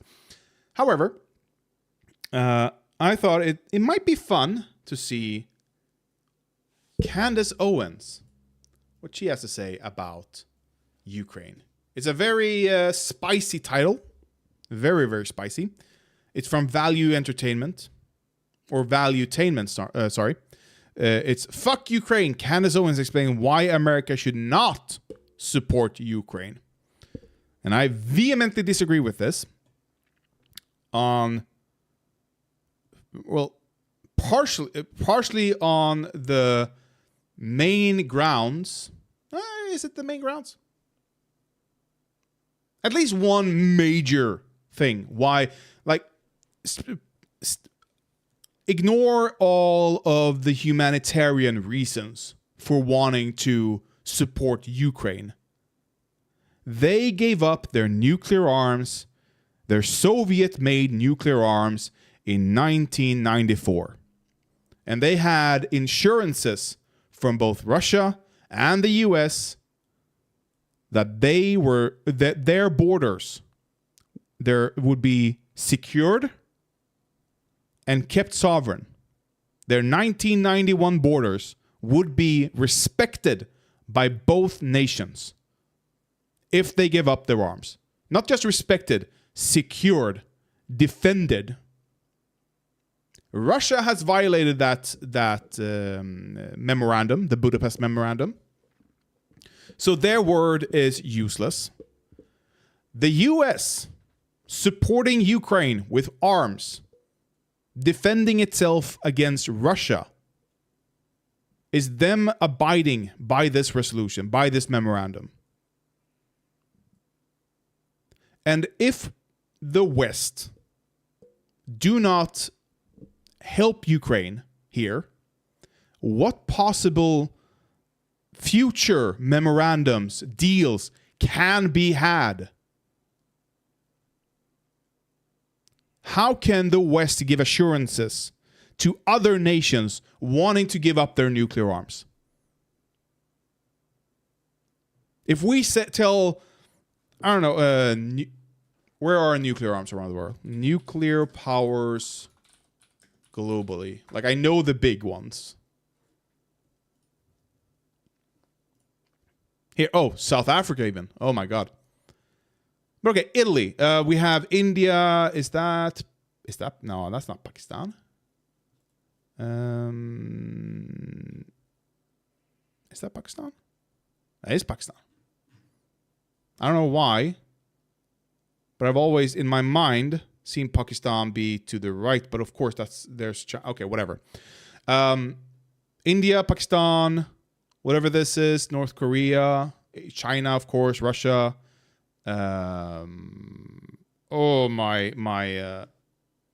My education is showing. Oh, that's not good.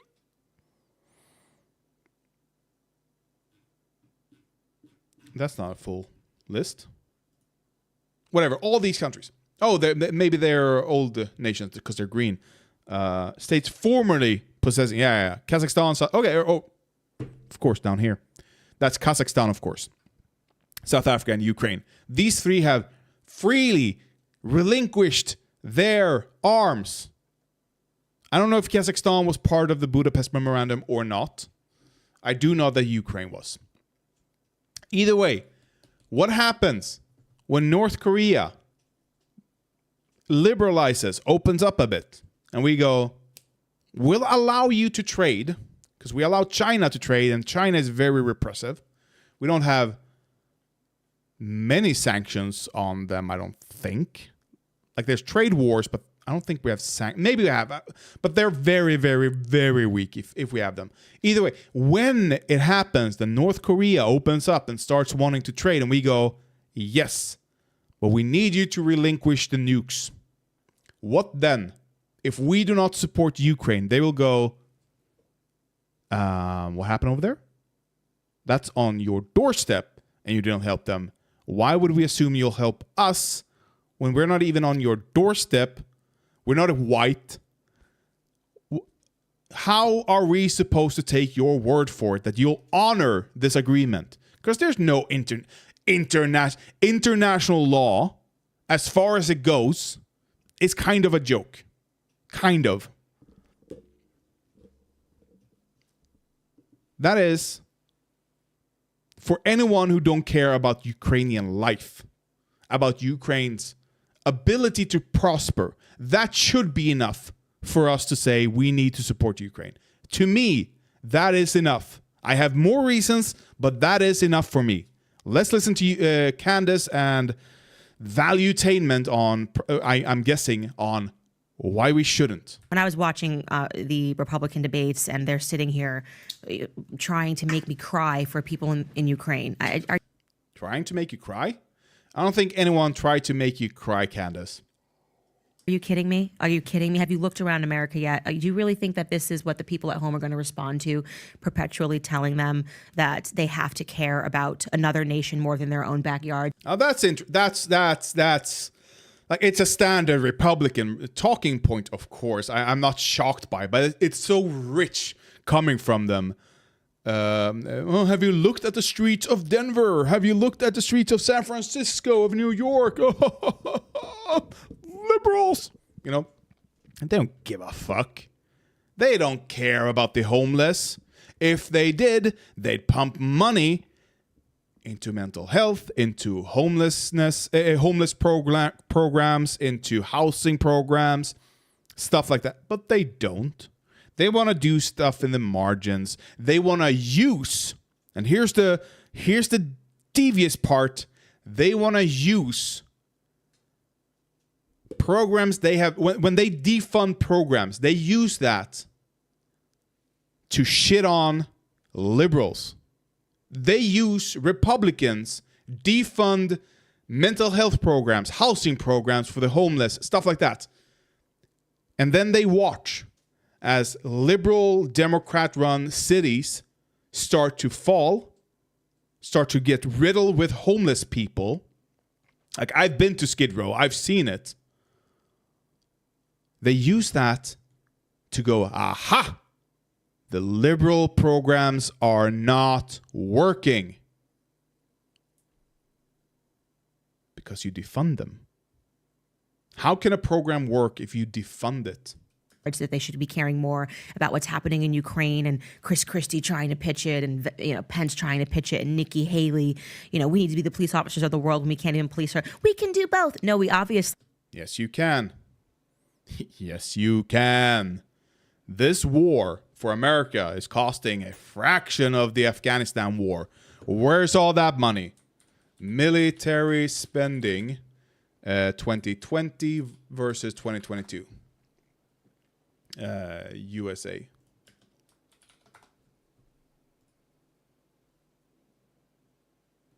Yeah, here.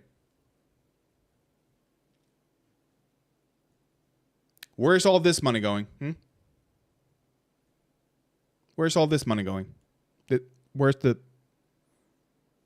There's a dip here. There's a big dip from here. 1983. Is that the Korea War? No, it's a way. What war was that? The first Gulf War, perhaps. First Gulf War. Yeah, it's the first Gulf War. No, it's just 90s. Whatever. No, maybe it is actually 83, 93 here. So that might be due to the first Gulf War. But then they stop, and then up again for the second Gulf War, and then they down again. This money, where is it? Where did that go? Where did that spending go? It went to the rich. Of course you can do both. You choose not to do both. Can't. Like, have you walked down the streets of Los Angeles? Have you walked down New York? We clearly, obviously can't do both, right? And so having, I think, that the courage to stand on something that doesn't feel establishment popular or mainstream media popular, but that you understand is what people are actually feeling. And, I'm very much a person that from the very beginning has said, F Ukraine. I stand on that. And I would have said it if I was on the debate stage. Like, I would have let them all do their little pitch and the cries, the tears, because this gets into... No, she wouldn't. No, she wouldn't. It's such a... Like, even if you don't support sending military aid to Ukraine, they're not sending cash. They're sending equipment. But even if you don't support that, even if you think it's not our war, whatever, we need to be isolationist, saying fuck Ukraine is very, very telling on what you think of human life, in my opinion. Very, very telling. Hey, socialist. Yeah, Clan the Owen. The KKK in the Owens. Why F Ukraine is what I ask. Why? Because rich men north of Richmond. Oh, God. Really? Really? Is that going to become like a standard? Like, the rich men north of Richmond. I fucking hate that. Whatever you think of the song in terms of tunes, it's going to be used like this for a long time, it seems. I mean, that because Richmond, because people literally can't put food on the table. You've stopped people from working in America. What about Richmond south of Richmond? Huh? How many billionaires are there in Texas? I'm never going to stop torturing myself. Of course not. But we have Elon Musk in Texas. We have Alice Walton in Texas. We have Michael Dell in Texas. Jerry Jones in Texas. Like, these are not...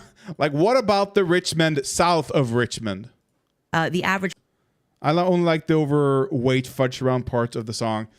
That's honestly a banger. Like, if you look at it while squinting after a lobotomy, that's a banger. person is struggling to even be able to afford gas, groceries. You have people that are dealing with an influx of crime and illegal immigration in their cities, people whose daughters and kids are being raped and killed. That woman that was horrifically killed. You know, I'm gonna let her cook a bit. I'm gonna let her cook a bit. Arizona going on a run by an illegal immigrant. All of this is happening in our country right here. Because if you told me as a mother that I need to care more about what's happening in the neighbor's house while my kids were suffering in my house, I would look at you and tell you were crazy, obviously. Of course, I'm going to take care of my own house first. And if I have something after my house is in perfect order, right? And then you say to me, hey, they need help. That's just common sense. But if my house is in complete chaos and my kids can't eat and my kids are struggling, how dare you tell me that it's wrong to want to care for my own first? And that's exactly what the American foreign policy is amongst the elites. Okay. This is... I'm going to pathologize here. I'm gonna diagnose her with low IQ, lobotomy, whatever ailment she has, mental ailment she has. It is hindering her from understanding how the world works. If you go back to the 80s, if you go back to the height of the war on drugs, because what she is saying here, and I saw this with my own eyes in LA, but they want to get rid of abortions. So if you get raped, you can't get rid of a grape baby. Exactly.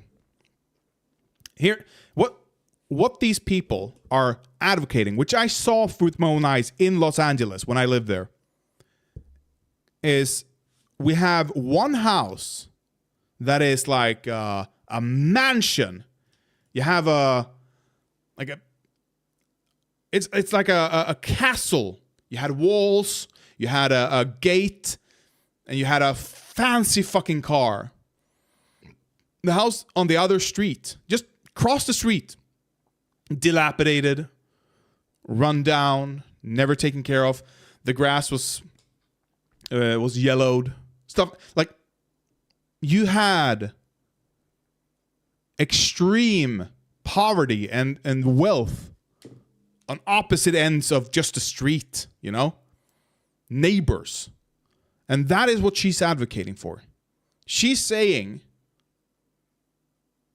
And what she the height of the drug war created is rundown nations in the south of in South America having no ability to govern themselves, to whenever they overthrow the dictatorship and they elect a democratic and socialist leader who wants to nationalize the oil, which is theirs, or who wants to nationalize forests or whatever you have, banana plantations. They want to say, hey, these are our resources. This is our nation's products that you're just stealing from us for pennies. Why? Because you have a dictator that is funded and backed by the biggest, baddest army in America. Or in the world, I mean. In America. Of course, it's the biggest, baddest army. Nobody could compete with it. And if we dared to say something, if we dared to speak up, we were murdered in the streets. Nobody cared. There weren't news, TV cameras on the ground. There weren't YouTube channels to report on it, to show it, to display it for the world. So America could just run a roughshod and steal their resources and become rich, powerful, and secure themselves. But only the rich. Because what a nation does to other nations is gonna tell you what they do to their own nation as well. If a nation backs far-right fascists in small countries and they overthrow, they coup the governments there, why would they care about their homeless at home? No, they do this, and this is where the Banana Republic comes from. I'm probably not telling you anything new, I assume, but Banana Republic is from these years.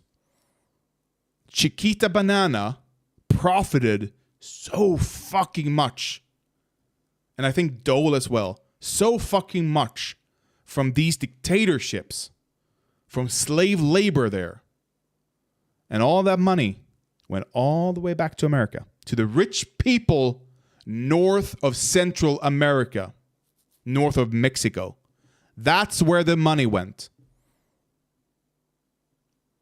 And then she wonders, we can't take care of all these illegal immigrants. Oh, why do they think they have a right to come here and tell us how we should live? What right do they have to demand a house in our nation? What fucking right did you have to steal their resources? When are you going to pay those resources back? When are you going to rebuild those nations so that the people over there don't have to seek greener pastures elsewhere? That is what she's missing. That is what she's ignoring. That is what she doesn't care about. And she's fine with her neighbor living under a dictatorship, living under the threat of an abuser, because her house isn't perfect. But I ask you out there, I ask anyone who watches this, how can your house be perfect when your neighbor's house is dilapidated? How can your house be perfect when your neighbor is being abused on the daily? To me, I can't. I can't look at that situation and go, not my problem. I need to take care of mine. Well, it's going to affect yours. If the house next door to you starts burning, that flame doesn't care about the boundary between you. It will jump straight over. And when that house gets robbed, and then they look at your house and they go, oh, there's a nicer car there. Why don't we take that? That's why I hate capitalism. Look at Cuba, Chile. So many countries have had a dictator installed just for resources. And then when we overthrow their ass, we are the bad guys. Yeah. And the same thing now goes for Ukraine. What happens? Where are the people in Ukraine gonna go when they can't return home? When their home is in rubbles, when their home is being attacked by a genocidal force? Where are they gonna go? Elsewhere. So we pay for it either way. We can pay for it up front, and they can stay in their homes instead, and they can have a nice life over there. I'm not saying they are not allowed here. I want them in the EU so they can freely travel to Sweden if they want. I'm saying they should have an option of going home, of returning to their homeland. And I think a lot of right-wingers, especially in Sweden, especially in Europe and in general, we have experienced so much from the Middle East.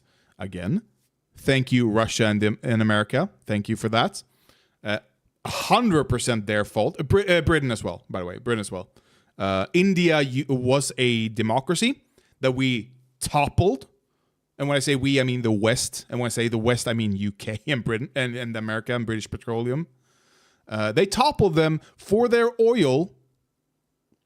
What they didn't do, and why there is a religious leader over there now, is because they allowed for religious institutions still. And they didn't spy inside their religious institutions. So any freedom fighter had to be religious.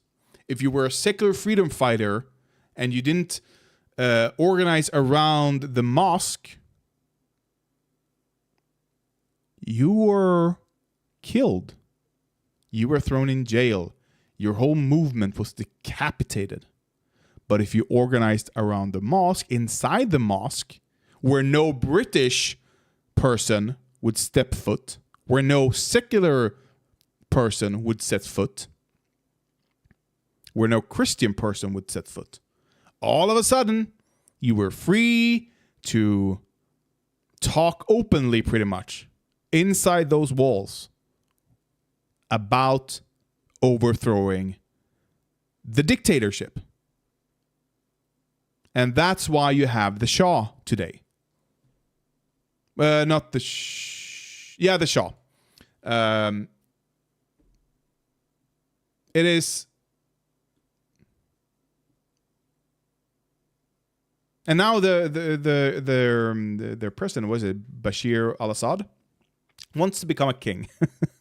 He wants to be a king rather than a dictator, just so that his son will be guaranteed secession. That's fun. We're having kingdoms return. We haven't had a new kingdom in a long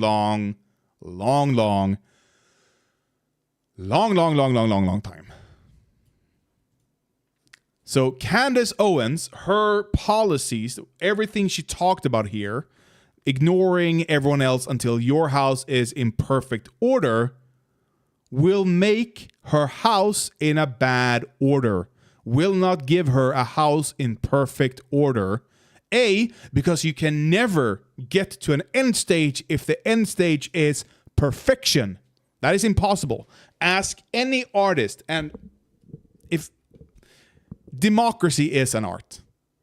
So ask any artist if they are happy, if they are done with the song, and they say no, or done with the art piece in general, the painting, the video, the movie, the song, what have you, the book. Are you happy and are you finished? And they say, no, I just abandoned the project. You will never be happy. You will never be finished.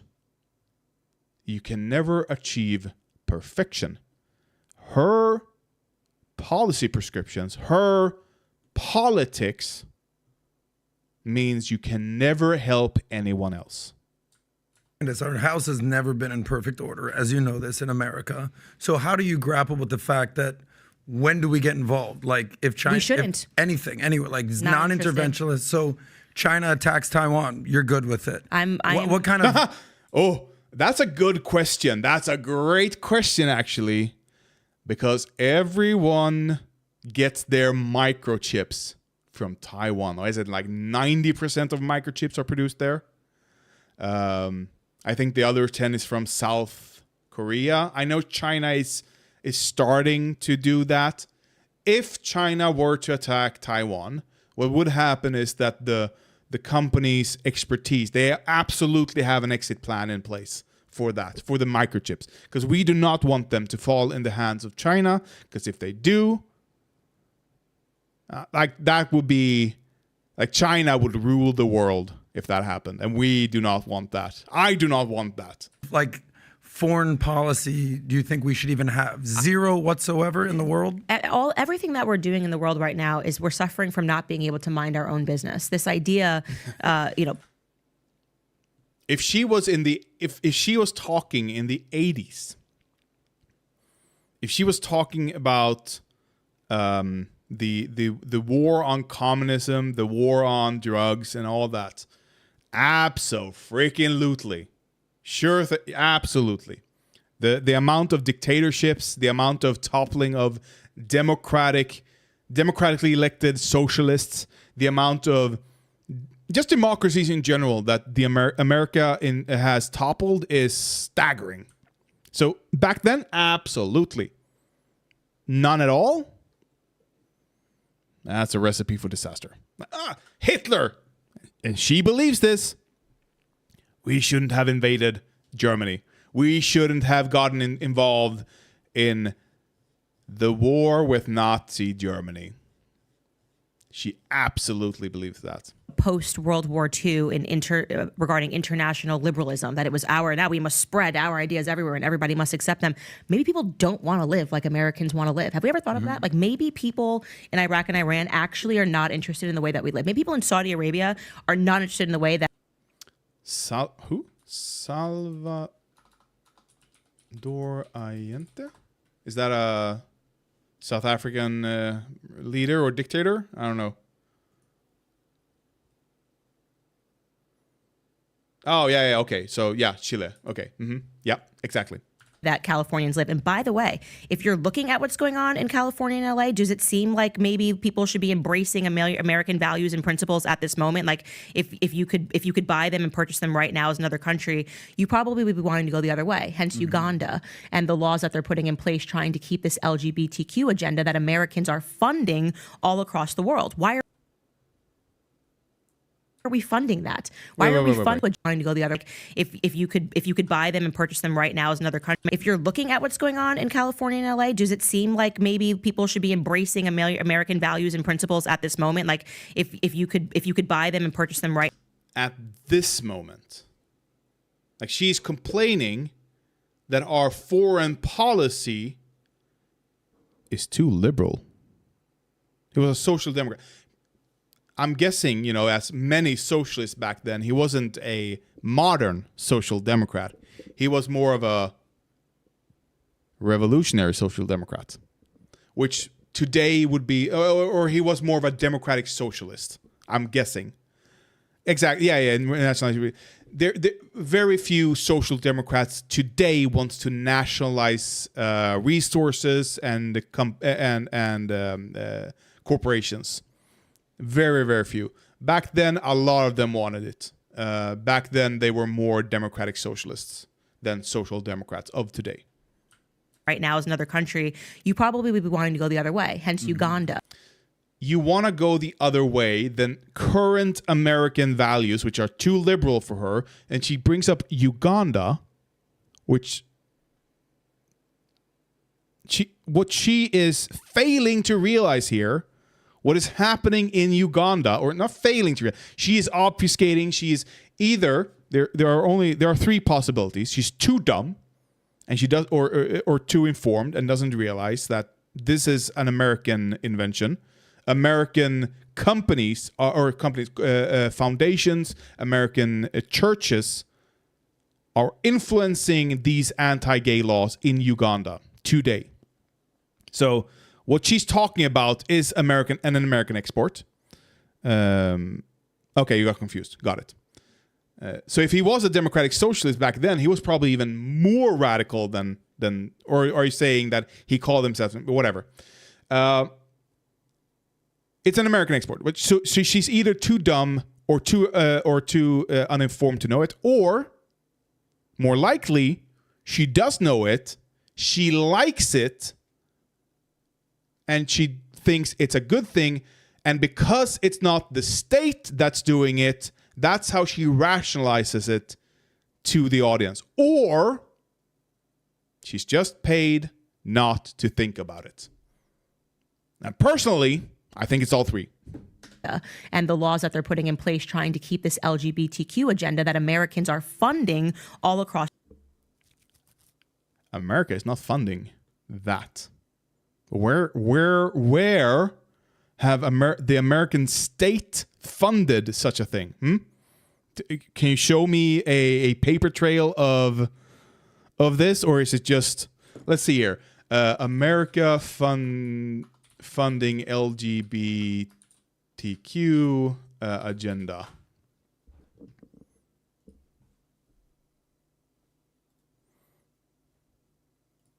The Global Equity Fund. The Global Equity Fund provides emergency assistance to human rights defenders and human rights programming support to grassroots LGBTQI+ organizations to catalyze positive change, and draws its strength from the support and partnership of an international coalition of like-minded governments and foundations. So this is just American. So there is some funding of it for human rights purposes. But then you have the private funding of the Ugandan laws coming from the churches, which again, she enjoys. She likes. She thinks it's awesome. Across the world. Why are we funding that? Why are we funding saying that girls in Pakistan need to learn about transgenderism? This is the foolishness that our tax dollars are going toward. And people, oh, that because international liberalism, these are great ideas. No, actually, these ideas kind of suck, actuay. It's arrogance. Suck. Okay. And she's I don't know what to refute here. She's a transphobe. She hates the gay people. She hates lesbians. She hates anyone who isn't conforming to Christian traditional values, you know. Don't make me laugh. Oh, it's Pedro Pascal. My girlfriend loves Pedro Pascal. He's a great actor. I like him too, but she loves Pedro Pascal. And it's arrogance. It's not even American arrogance, because the average American doesn't think this way. The average American doesn't think that children in kindergarten need to learn 75,000 genders.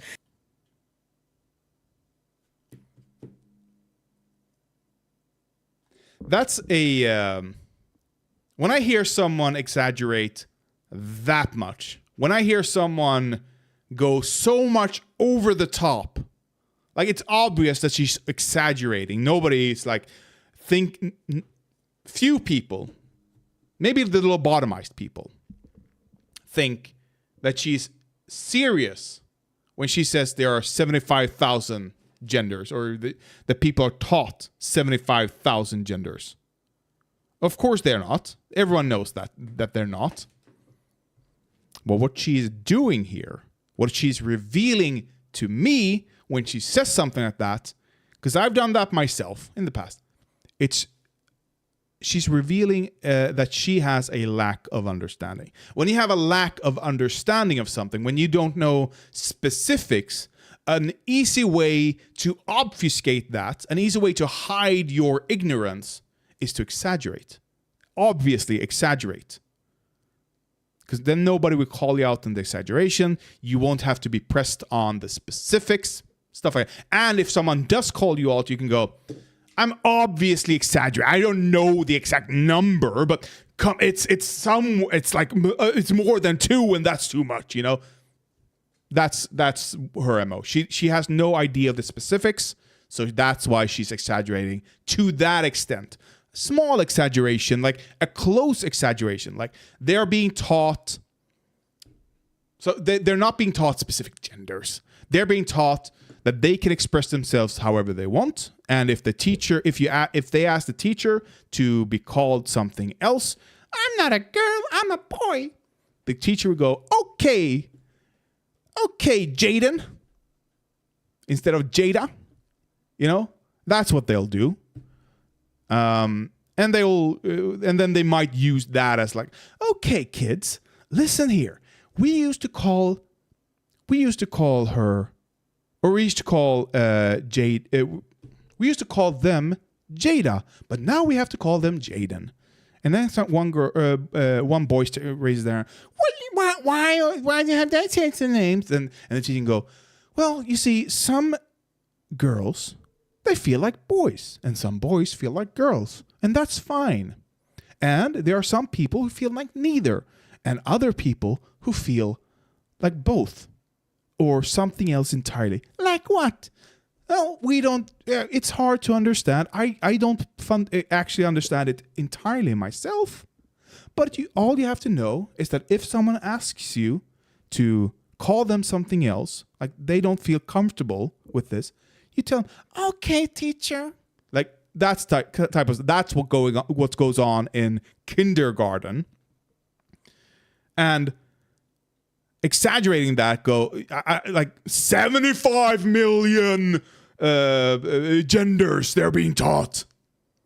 Like the kid isn't even taught 1 + 1 yet. Like they can't count to 5. We're not impressive academically. Kids are getting systematically dumber in America. We have nothing to show for all of the money that we're spending all around the world. Our country is in full decline. Mm-hmm. So I actually want to be clear. It's not just F Ukraine. It's F everybody until we get our house in order. So nothing. Which means We know where her policies lead. They lead to this moment. They lead up to this. This is your fault. This is your politics doing. This is defunding of government programs. This is defunding of schools. This is tying school funding to housing prices. Public school funding tied to housing prices. How fucked up is that? Or housing taxation. How fucked up is that? Yeah. You don't want to be involved. So if China attacks Taiwan and the semiconductor chips we're relying on, and that's going to be gone, and 96% of the products that... Oh my fucking God, I can't remember your name, but some pushback at least. Thank you. China manufacturing right now in China, where Apple's manufacturing in China, and they go through that mess. It's okay. It affects. You're totally not fine. Not sending our boys to die on foreign soil. Zero. No, not one American life should be lost. So then how do you? So then what would, if a Candace Owens was president today, what would your foreign policies be? It's amazing how she's like he lays out microchips. The world runs on microchips today, and you want to go, that's not my problem. It is your problem. That's the issue. It is a global economy. We're not farmers with horses dragging, plowing the fields anymore. We need microchips. We need computers today to make the world function as it is. What apart from my bed and maybe the house itself, maybe the art and toilet. But I mean, I'm looking around and I'm seeing a lot of things that have microchips in them. I have a microchip here. I have several microchips there probably. I have microchips here. I have multiple microchips down here. I have a microchip there. I probably have a microchip there. Like everything. It's not just electricity. We are doing much, much more today. But she is so stuck.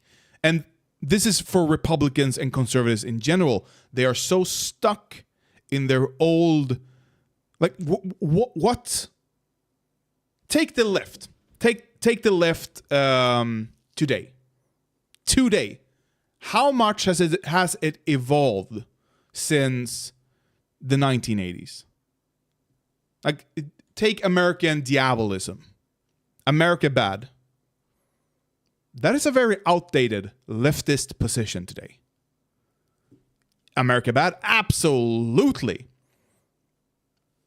But it's not as bad as we're seeing overseas. America isn't toppling governments left and right anymore. They have softened up on socialism, stuff like that. Like, stuff is happening in there.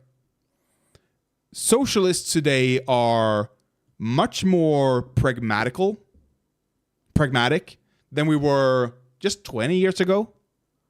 That I remember during my lifetime. If we go back to like the 50s and 60s, we have had revolutionaries in every corner probably.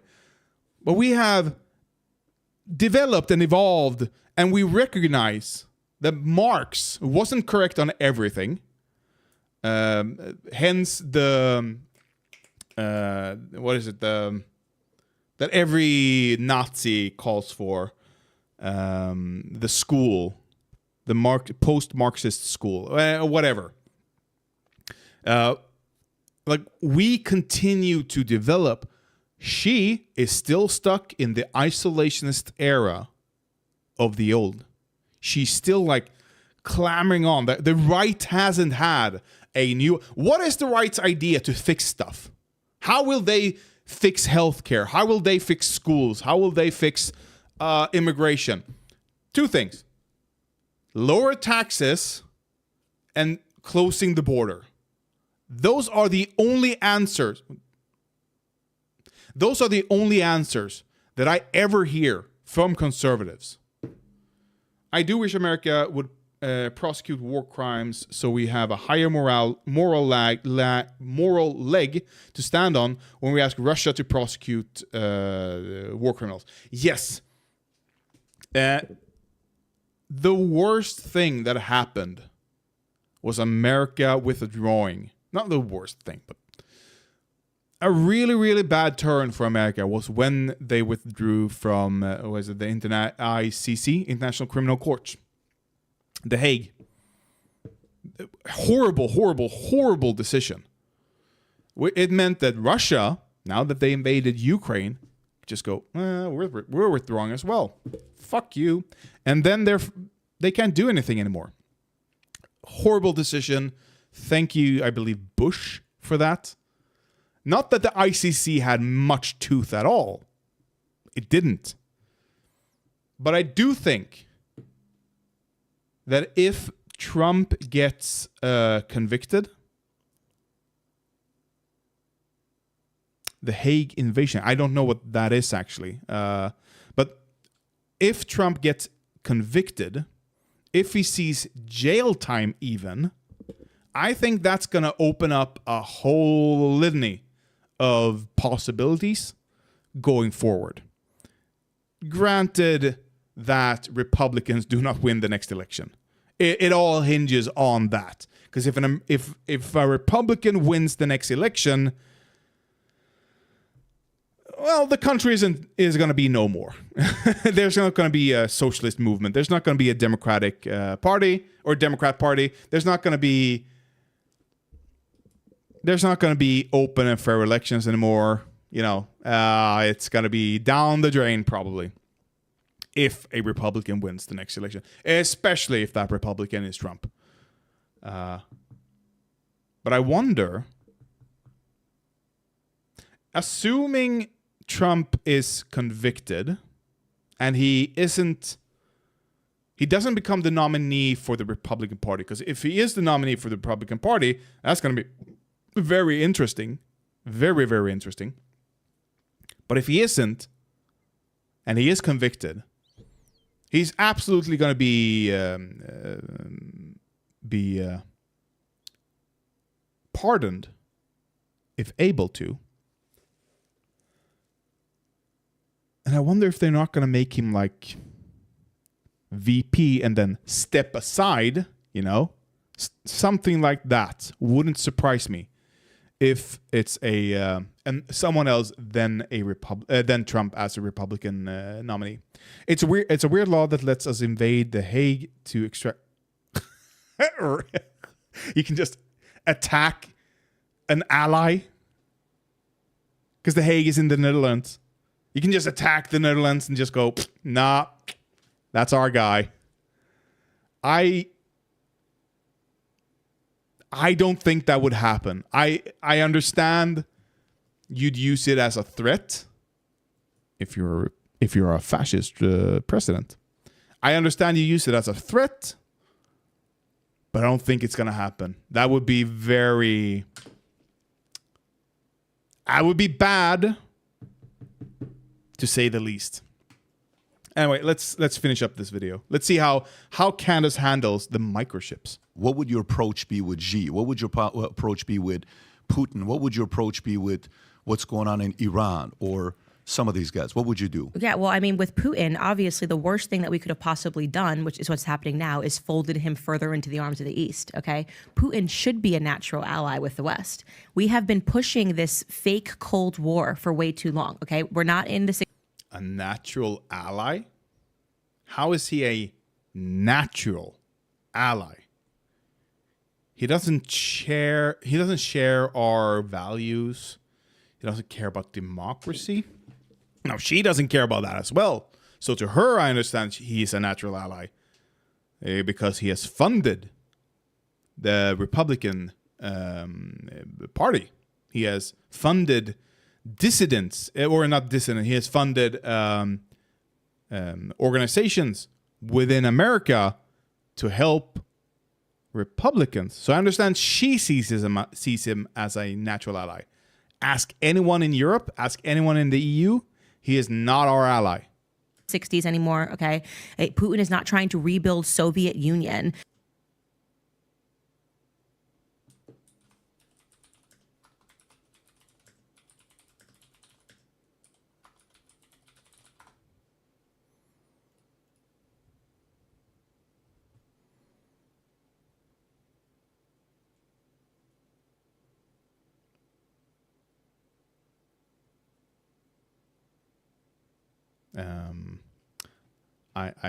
I think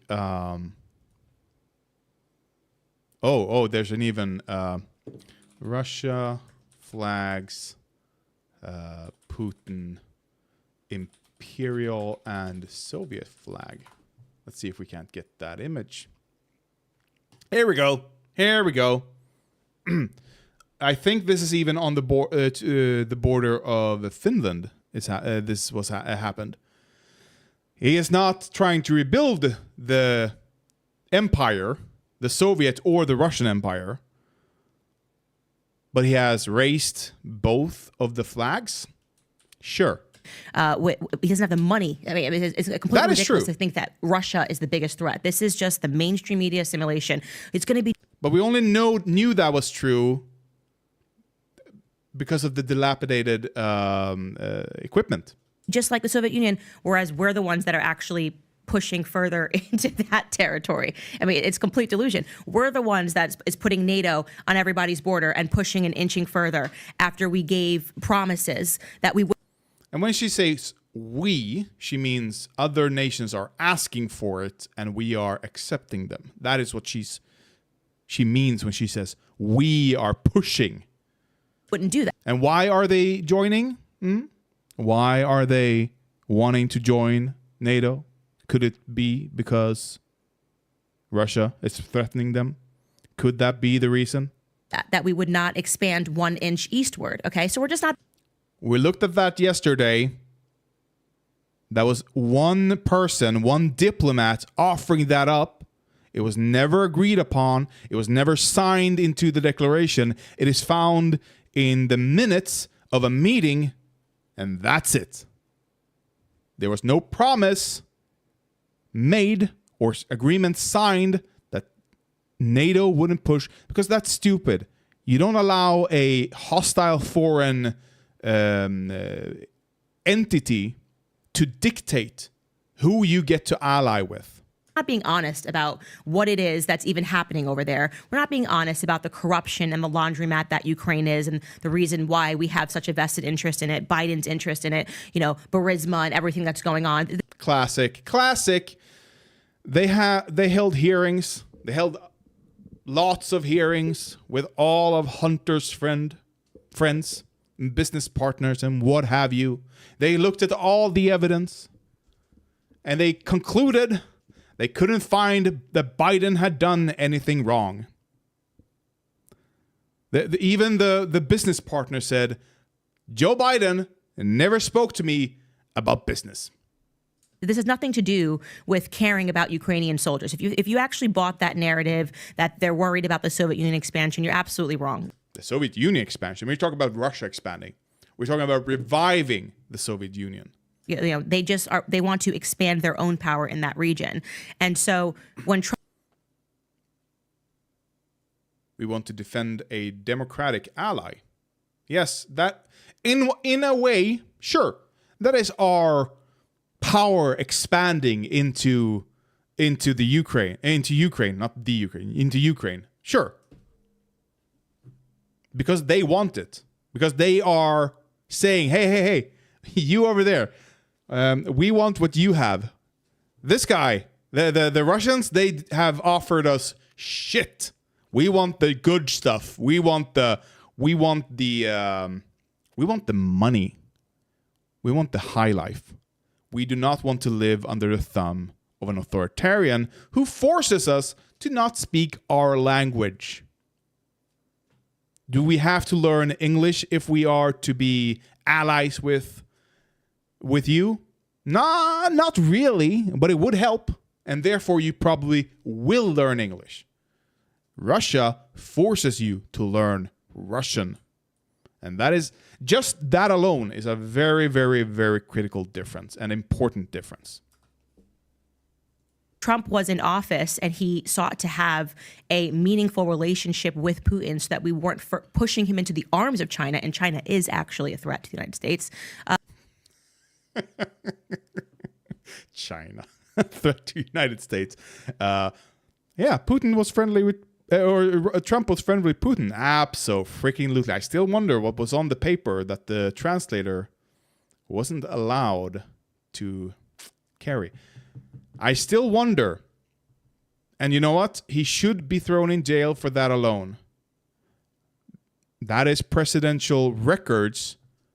He didn't have the authority. No president has the authority to decide what gets put on record and not. Because other people, he is not a dictator. There needs to be oversight. We need to know. The people have a right to know, and the way they know is through Congress, who has an oversight committee of the president, and they probably read these transcripts. They probably have someone who's like, "Oh, here's something, you need to see this here," and or they're like, "Oh, I want to read the records of what he said to Putin." You know, there are checks and balances here that Trump walked around by being a fascist in action. But also, China's threat to the US, how much of a threat is it really? China's economy propped up.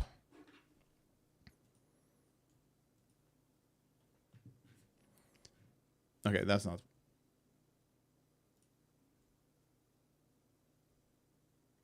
China faces a familiar economic downturn, but its crisis is worsened by the war in Ukraine. Interesting.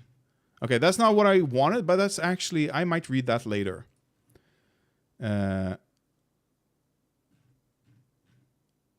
What has happened? Okay, let's just go from memory. What has happened in China is partially due to the one-child policy. They have a massive old demographic that the young people cannot take care of.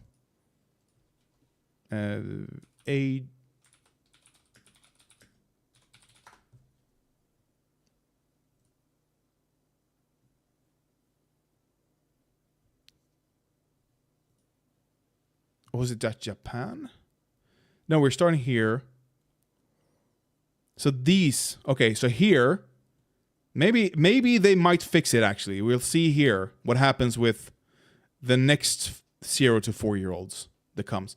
But these people down here, if this trend isn't continued and they keep expanding here, which they can't do forever, all of these people are gonna have to be taken care of somehow. They have, from what I understand, their economy is propped up heavily. And they're doing the same thing that Russia does with fucking with their money, fucking with their value, stuff like that. So what we're seeing in China, the economy they have, the production they have, as soon as the West goes, stop, we don't want that anymore. We're not interested in buying from China anymore. Gone. What then? It's a paper tiger, just like Russia. Nobody thought Russia was a paper tiger prior to this. No, everyone thought they had kept developing their own military, which they have to some extent, of course. But they had pushed out more military equipment than they had, and that they had taken care of their old equipment. But of course, like always happens in corrupt nations, whenever the money comes to buy new wheels, to buy new weapons, to buy new bullets, and discard of the old, they go, I'll just skim a bit off the top. And then they notice, nobody noticing. The more I skim, I can skim more and more and more and more, and nobody will notice. Hey, look here. I got vodka money. and then Ukraine happens, which, sure, they have a lot of people, but their equipment is so old and so bad that the only good equipment that I've seen that they have is their air defense. That's the only thing that I've seen that they are actually proficient in. The rest, the ground equipment is horrible, and now they're buying from North Korea, which is going to be even worse probably. So no, I do not fear the Chinese paper tiger at all. Yeah, that was the right policy to have, an actual peace policy, you know, that we should be respecting how people want to run their own countries, right? And also trying to have strategic relationships, strategic partnerships with them. That is what makes sense to me. I believe in national sovereignty. I believe that Russia has the right to run its country the way that it wants to run its country. I believe Iraq, Iran, America, the United Kingdom. She believes the nations have the right to national sovereignty. I completely agree. Does she not believe that why have I started saying the Ukraine? I've never said that before. Does she believe that Ukraine does not have a right to it? Or does she believe that just because Ukraine wants help, they still shouldn't give it? Because, hey, our house is not perfect. Do you see the spec? We need to repaint the house. I'm sorry. I can't lend you the $100 that you're asking me for because I need to repaint the house. Oh, you need food today, but I need to repaint the house. It looks fine, but I need to repaint the house. Sorry. That is her policy. I don't want to be, you know, we want to be out. We don't want to be a part of the European Union. All the European Union, these concepts of trying to say, to globalize us and say this is how everybody must think.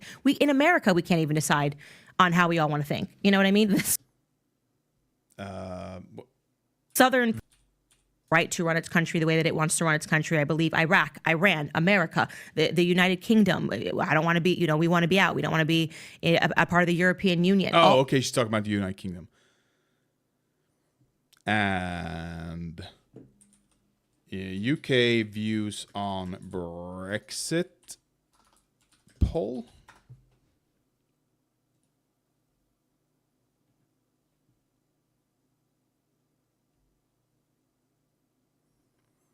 %, 56% today believe it was wrong to leave. And the right to leave is down to 32%. When did the Brexit vote? When was that? 2016. Can I get earlier?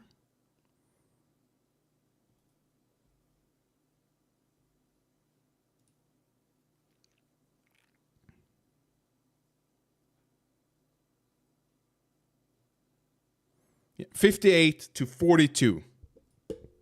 Just straight up. Leave or not leave. Now. They are so regretting everything. Because what happened, what they were promised, can't be delivered. They said, oh, if we remove ourselves from the EU, we can control our own productions. We can control our own rules. We have sovereignty, and we will be able to set up our own rules for how big a standard banana is, how bright the lights of a car is supposed to be.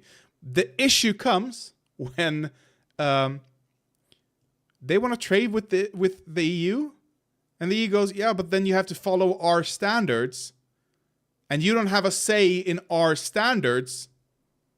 So you just have to follow our standards even if you're not in the EU. So why was it better to not be in the EU? But our money. You're going to be taxed because you're not in the EU anymore. You're going to be... The tariffs on the products is going to make it not worth selling certain products anymore within the EU, which previously was very, very good to sell within the... Like, it's... She's like a conservative Dallas chick. Kind of. the European Union, these concepts of trying to say, to globalize us and say this is how everybody must think. In America, we can't even decide on how we all want to think. You know what I mean? The Southern principles and values compared to New York City and LA is something that we can't seem to figure this out. Can I give you a perspective? There was a war fought over that, if you don't remember. I give you perspective. I want to get your perspective on this. And the reason the South still holds a lot of the same values is because of Reconstruction never really happened because someone got a bullet in the back of the head. So, you know, your Daily Wire. I was just with Ben a couple days ago, and we had a good time together, but think about a company, for example, that's built on software we rent, which we all do, right? A company's not built on 100% of software that you have, right? Mm-hmm. When we build an insurance company, we borrowed a company called iPipeline. They are a behemoth of a company, $2.5 billion company. After 10 years of saying no to him, he finally said, let's make it work. I said, let's make it work. And he came and gave me an offer. I couldn't refuse. I said, let's roll. Mm-hmm. Then another one and another one. I won't name all of them. Another one. For my perspective is to say, guys, moving forward, if you're not one of our, a product that we're not doing internally, that's it. I don't care about them. We're not going to do any business with this. This is it. It's foreign. We're not going to do nothing. But we're relying on that software. The reason why I'm saying this is, we're relying on China. Mm-hmm. Okay, we're relying on China. Yeah. Cars, we're relying on China. This week was the first time where we got an iPhone 15 that's going to say made in India, which is phenomenal. Mm-hmm. It's progress. Oh. But it's still... Progress? Shifting from China to India? Because that's not progress. Exactly. You never finished the Civil War. You pardoned everyone. I understand pardoning soldiers. But generals... leaders should have never been pardoned. Reconstruction should have moved forward. It was never moved forward. It's stupid. It's so fucking stupid. And it's going to lead to a new civil war, probably, maybe. Unless some major shift happens. But we're seeing the beginnings of a new civil war. On that, Tim Pool is correct. But he is one of the people also pushing for it, so... And we paid all the slavers for every slave. Yeah, right. Oh, right. You pay the slavers, not the slaves. Right. So fucking stupid. So many mistakes were made. It was such a good thing to do, and then you fumbled the finish line. It's not made in America, right? Yeah. If we do made in America, this is a $5,000 phone. This is not a $1,300 or now $2,700 phone. So all I'm saying to you is and I get it. I get the fact that we spent $100 billion. White House finally confirms they spent $100 billion on Ukraine, and we sent $700 a family to Maui, which is absolutely pathetic, and it's still... Because Biden cannot, under any circumstance, give more than $700 through FEMA. That is the maximum that FEMA is allowed to give. That is the maximum that they are that is on the books that they are allowed to hand out. If you want to give more, you have to have congressional approval. Congressional approval vote on Maui relief funds.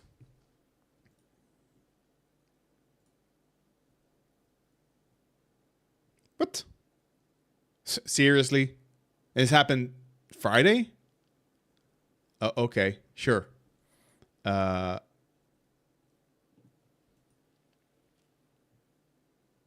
Hawaii fires thrust congressional approval of disaster funds into the spotlight. And the disasters Hawaii wildfires are focusing spotlight on whether Congress will approve additional disaster relief funding. And this is from last month. What's the... But funding for the Federal Emergency Management Agency has to make it through the House. where a slim GOP majority has been feuding for months over federal funding and spending cuts.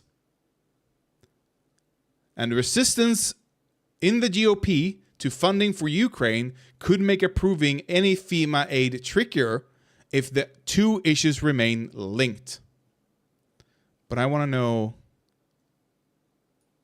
12 billion.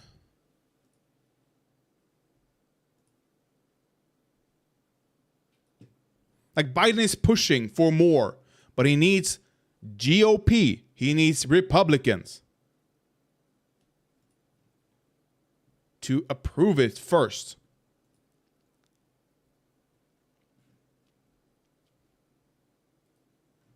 But I can't see FEMA vote. Can I get that? Can I get the name of a bill or something that I can, like, have they voted?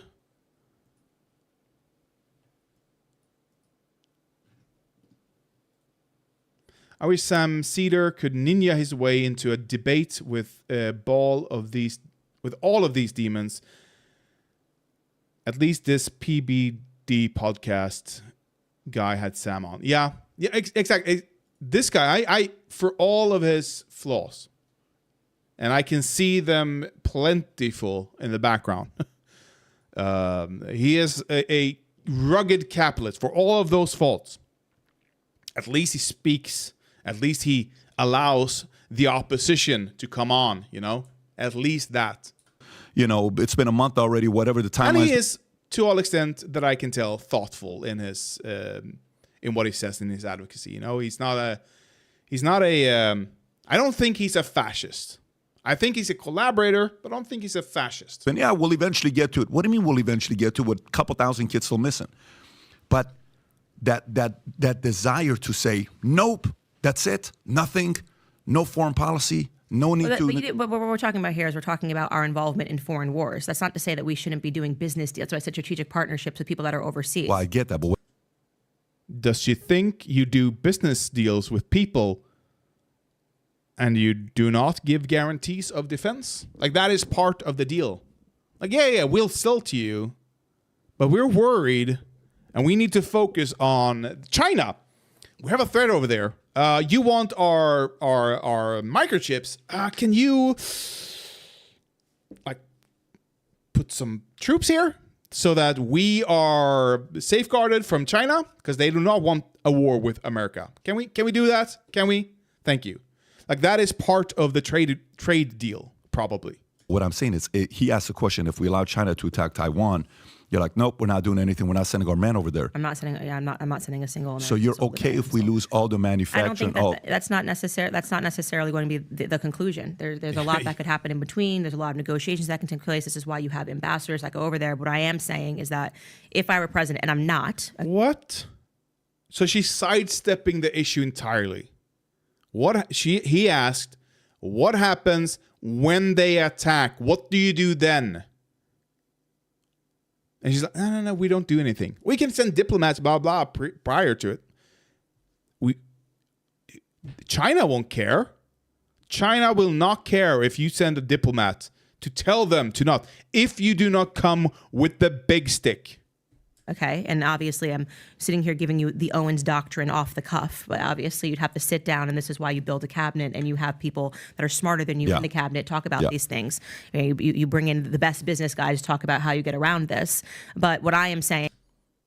You get the best business guys to figure out how you get around this. You want business guys to get around war. And when I say every, I mean every nation on earth wants to get in to the microchip manufacturing process. That is the most volatile. As we noticed during the pandemic, we saw a stark... we noticed how fragile our entire industries are if we can't get the microchips we need. And the only way we can get them is from Taiwan. But business people who have tried to supersede these Taiwan, who has tried to mimic Taiwan's manufacturing process, have not been successful at all. Like very few, very, very, very few quantities are we able to produce, if we are able to produce such tiny microchips as they are. But she thinks that we can just do it. Is that I would not be sending a single American son or daughter to die on foreign soil. So what about money, though? Woke warning, woke warning. Women in the army, that's woke. Because I agree with you. We don't need to be involved. I mean, everything that we've done post World War II has been a freaking disaster. Vietnam, Korea, Afghanistan, Iraq. Not everything, but a lot of things. Now Ukraine. But we don't necessarily have boots on the ground per se. I know there's allegedly people there, but money or even soft power or influence. You talked about diplomatic relations. There has to be a little nuance. It can't just be like zero, we're done. I'm fine with diplomatic relations. That's actually what I'm saying, is that we need more diplomatic relations is the whole point. You know, and we need to stop strong-arming and making these stances. And military presence in Taiwan. I have no idea. Microchip manufacturing by country. They just cracked the code pretty much.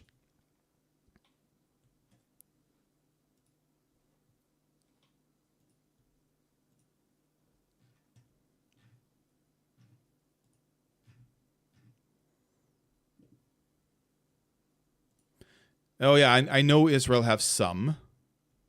And I didn't know Netherlands. Malaysia, okay. Republic of Korea. That's South Korea, for anyone who's not familiar.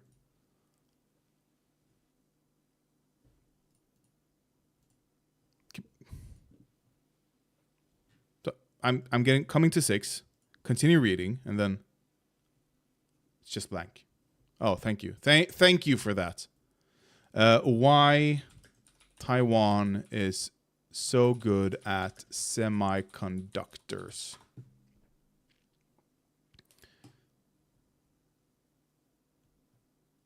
Semiconductors are heart of modern life, blah, blah. It contracts manufacturing.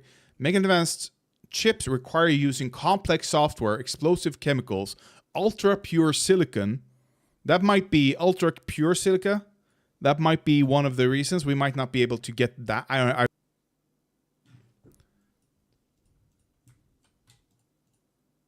What's special about Taiwanese semiconductors?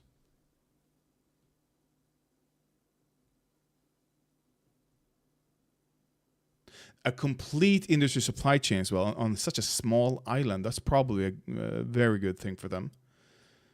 Semiconductor industry, including integrated circuit manufacturing, design, and packaging forms a major part of Taiwan's IT industry. Due to its strong capabilities of OEM, wafer manufacturing, and a complete industry supply chain, Taiwan has been able to distinguish itself as a leading microchip manufacturer and dominate the global marketplace. Taiwan's semiconductor sector accounted for 15 billion, around 20% of the global semiconductor industry, in sectors such as 20%? Maybe the 90% if for a very specific use case. I'm not sure. In sectors such as foundry operations, Taiwanese companies account for 50% of the world market. Okay, so we can buy worse semiconductors from here, but if you want the good shit, you go to Taiwan, and that's why they have 50% of the world market. The biggest player in the foundry market over history, sustainability, cybersecurity, geopolitics. I don't know why, but they have some magic sauce that helps them to just be better than everyone else. sending billions of dollars and with Oh, no wait. I wanted to say something here. That we've done post World War II has been a freaking disaster. Vietnam, Korea, Afghanistan, Iraq, now Ukraine. But we don't necessarily have boots on the ground. Ukraine, as I've said before, it's not America's fault. And it's one of the best things America has done globally post World War II. Absolutely. Ground per se. I know there's allegedly people there, but money or Rojava is another good thing America has done. even soft power. And Biden's support, giving Lula assurances if he was couped. Like, no. We're gonna respect the finally a president who's like, we're gonna respect the democratic process and we're gonna help other nations respect the democratic process. We're not gonna coup you. We're gonna defend you if you get couped. Like, when has that ever happened? Influence. You talked about diplomatic relations. There has to be a little nuance. It can't just be like zero, we're done. I'm fine with diplomatic relations. That's actually what I'm saying, is that we need more diplomatic relations. Oh, right. How are you going to have... What diplomatic relations is there with China and Russia and India if you cannot carry the stick? She's saying, oh, no, we should neuter our diplomats. We should neuter them, and we shouldn't have them be able to threaten nations if they attack. Like, if you do not listen to us, if you do not stop these aggressions against our ally, you'll have to answer to us. So how can we resolve this? What is it that you need that will get you to stop doing these aggressions? She wants to neuter them completely. And she thinks that's going to be better? No. I hope they pushes back, but I'm seeing here it's half a minute left. They're not going to push back on that. Whole point, and we need to stop strong arming and making these stances and sending billions of dollars and with no accounting, by the way, and things of that nature. No accounting? What the fuck do you mean? No accounting? Nobody watching the numbers? Really? But I think they missed like a couple $1 billion. Yeah, like a month ago, 2 months ago, the girl from the Pentagon was like, yeah, we had a mistake and there's $6 billion. We don't know where they're at. Crazy. Really? So if you like... That is not true. Not true at all. What happened was an accounting error, yes. It wasn't that they missed the 6 million. It was how they counted it. Because when what the Pentagon did was say, oh, we need to send, I don't remember, 20 million, 10 million, I don't know, to Ukraine in equipment. Okay, here you go. And they counted the cost, I believe, of replacing that unit. Not the unit's cost. Not, oh, we're sending them an old tank, but we're replacing it with a new tank, and the new tank costs how many millions? 250 million. The old tank only costed 100 million, and that would put quite a difference in the actual numbers. And of course they want to count it that way. But that's not the way the governments told them to count it. So that's where the discrepancy came in the accounting. So it wasn't like, oh no, we don't know where this money is. No, we know exactly where that money is. It's still in the hands of the Pentagon, or it was at least.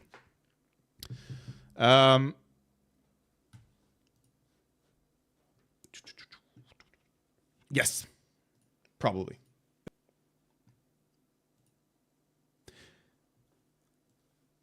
Why don't we stop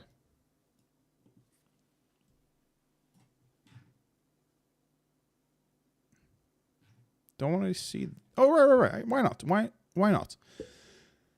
Before we move on, because I'm gonna see. I want to do one more thing. Maybe do I have time? I could save it. Maybe. We'll see. We'll see what the time is. Okay. House Oversight Committee launches probe into Maui wildfire federal response. Interesting to me, considering from everything I've read, the FEMA has done everything they are capable of, everything they have funding for. So I wonder if this article is going to shed some light of what happened to Biden's attempt at funding FEMA with $12 million, partially to help Maui more. Of course, Republicans are going to block it because Hawaii is a liberal state.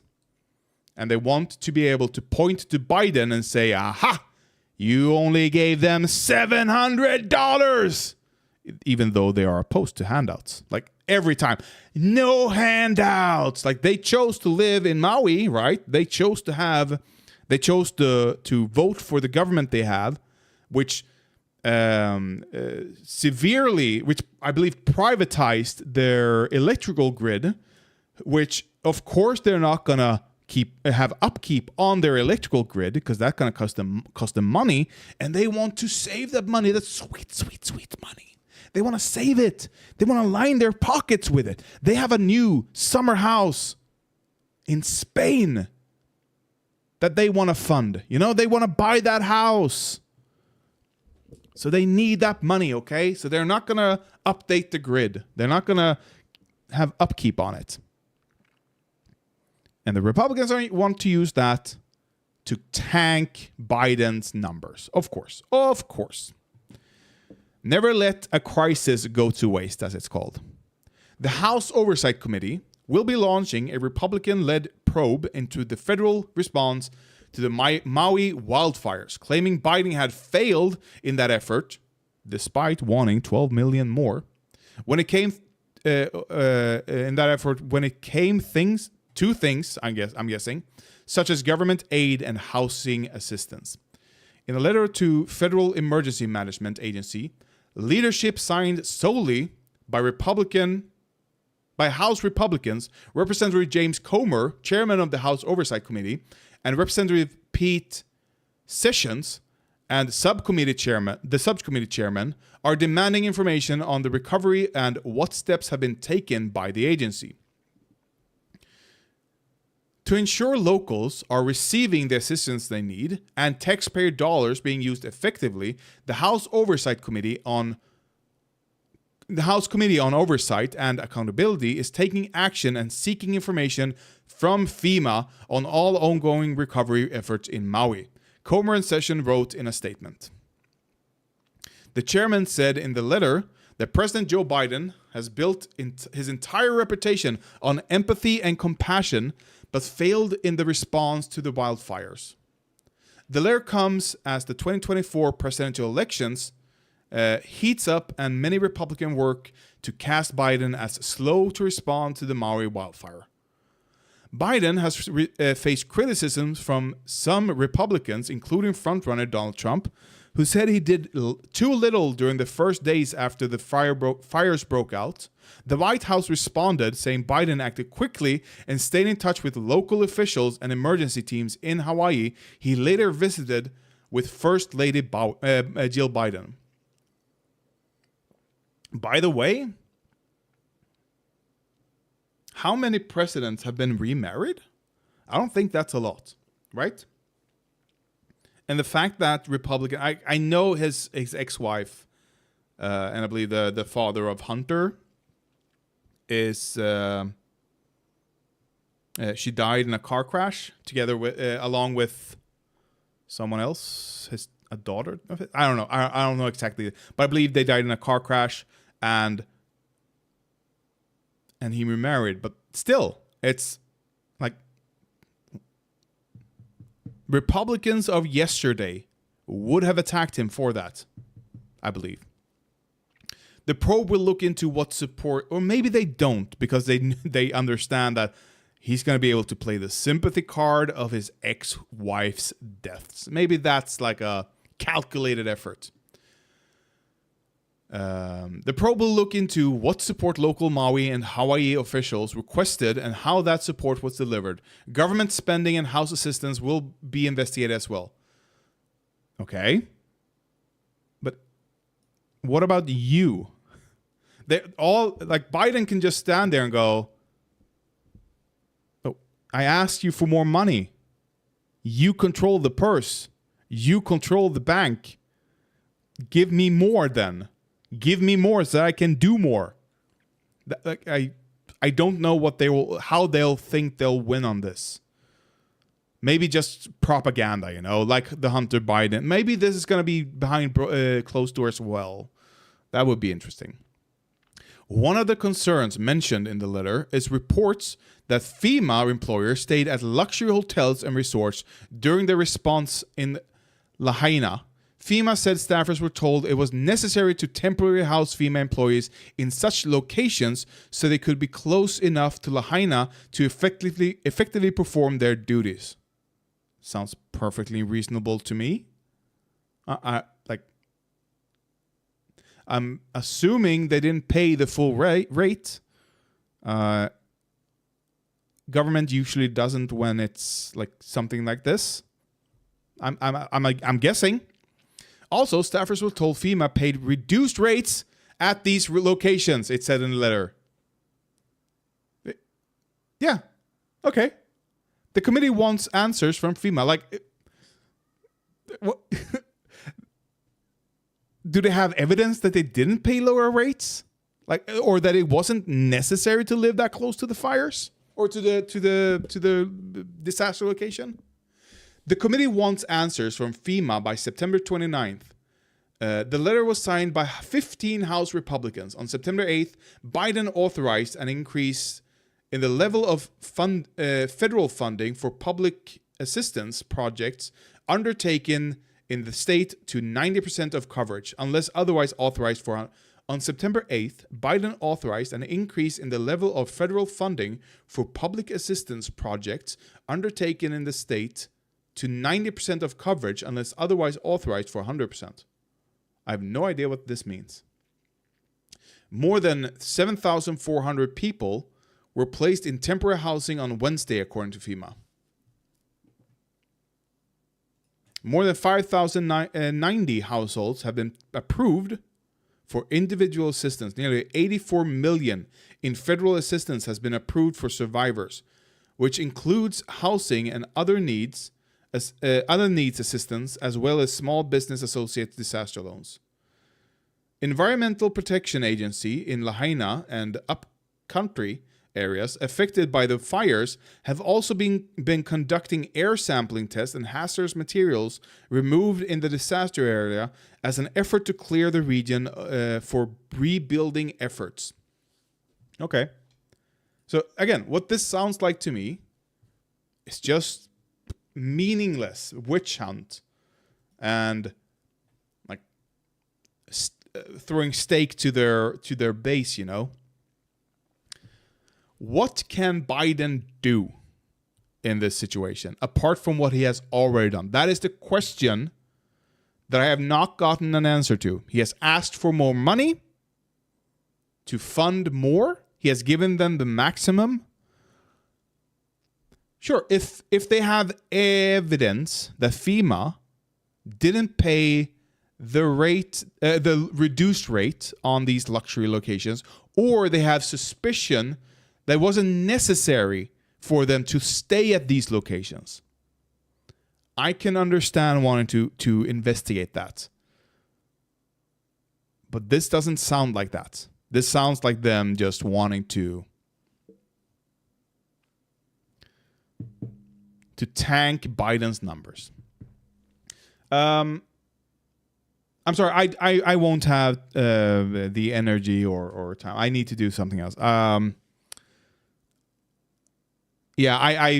going to be a 20-minute video, and I'm going to stretch it out to a few hours probably. I won't be able to stream tomorrow. I think Thursday? I think Thursday. Thursday, an evening stream for me, I think. Let me just, because I'm not getting, before I leave, I'm not getting activity that I'm expecting. Where is it? Stream Elements. Stream Elements.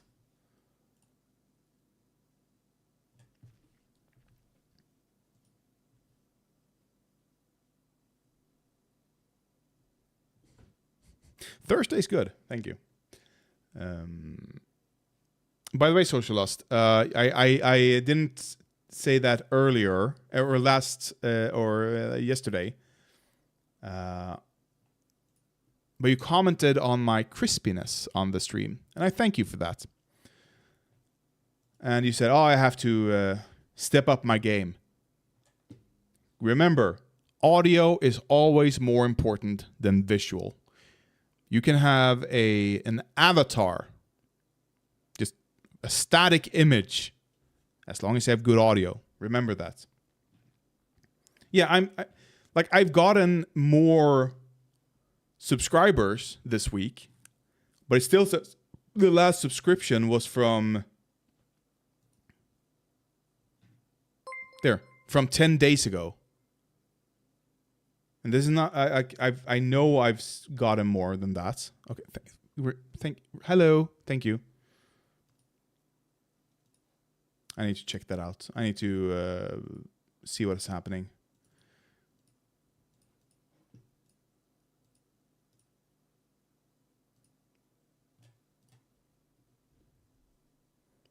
Yeah, because I'm not expecting. I'm not expecting donations.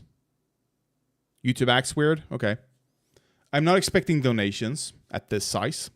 I don't demand, because sure, I could get like 5. If I really wanted to, and I really pressed it, I could probably get a few bucks out of you guys. But I don't want to. I don't want to like especially on such a small audience. That just feels wrong and predatory to me. So that's why I don't talk about donations or anything like that. But I still want my activity feed to actually function. Still. Anyway, I'm going to have to look into it. But yeah, I'll see you guys on Thursday. Thank you for being here, Socialist. And until then, take care. And and Scream Dream too. Thank you for being here. Take care, and I'll see you then. Bye-bye.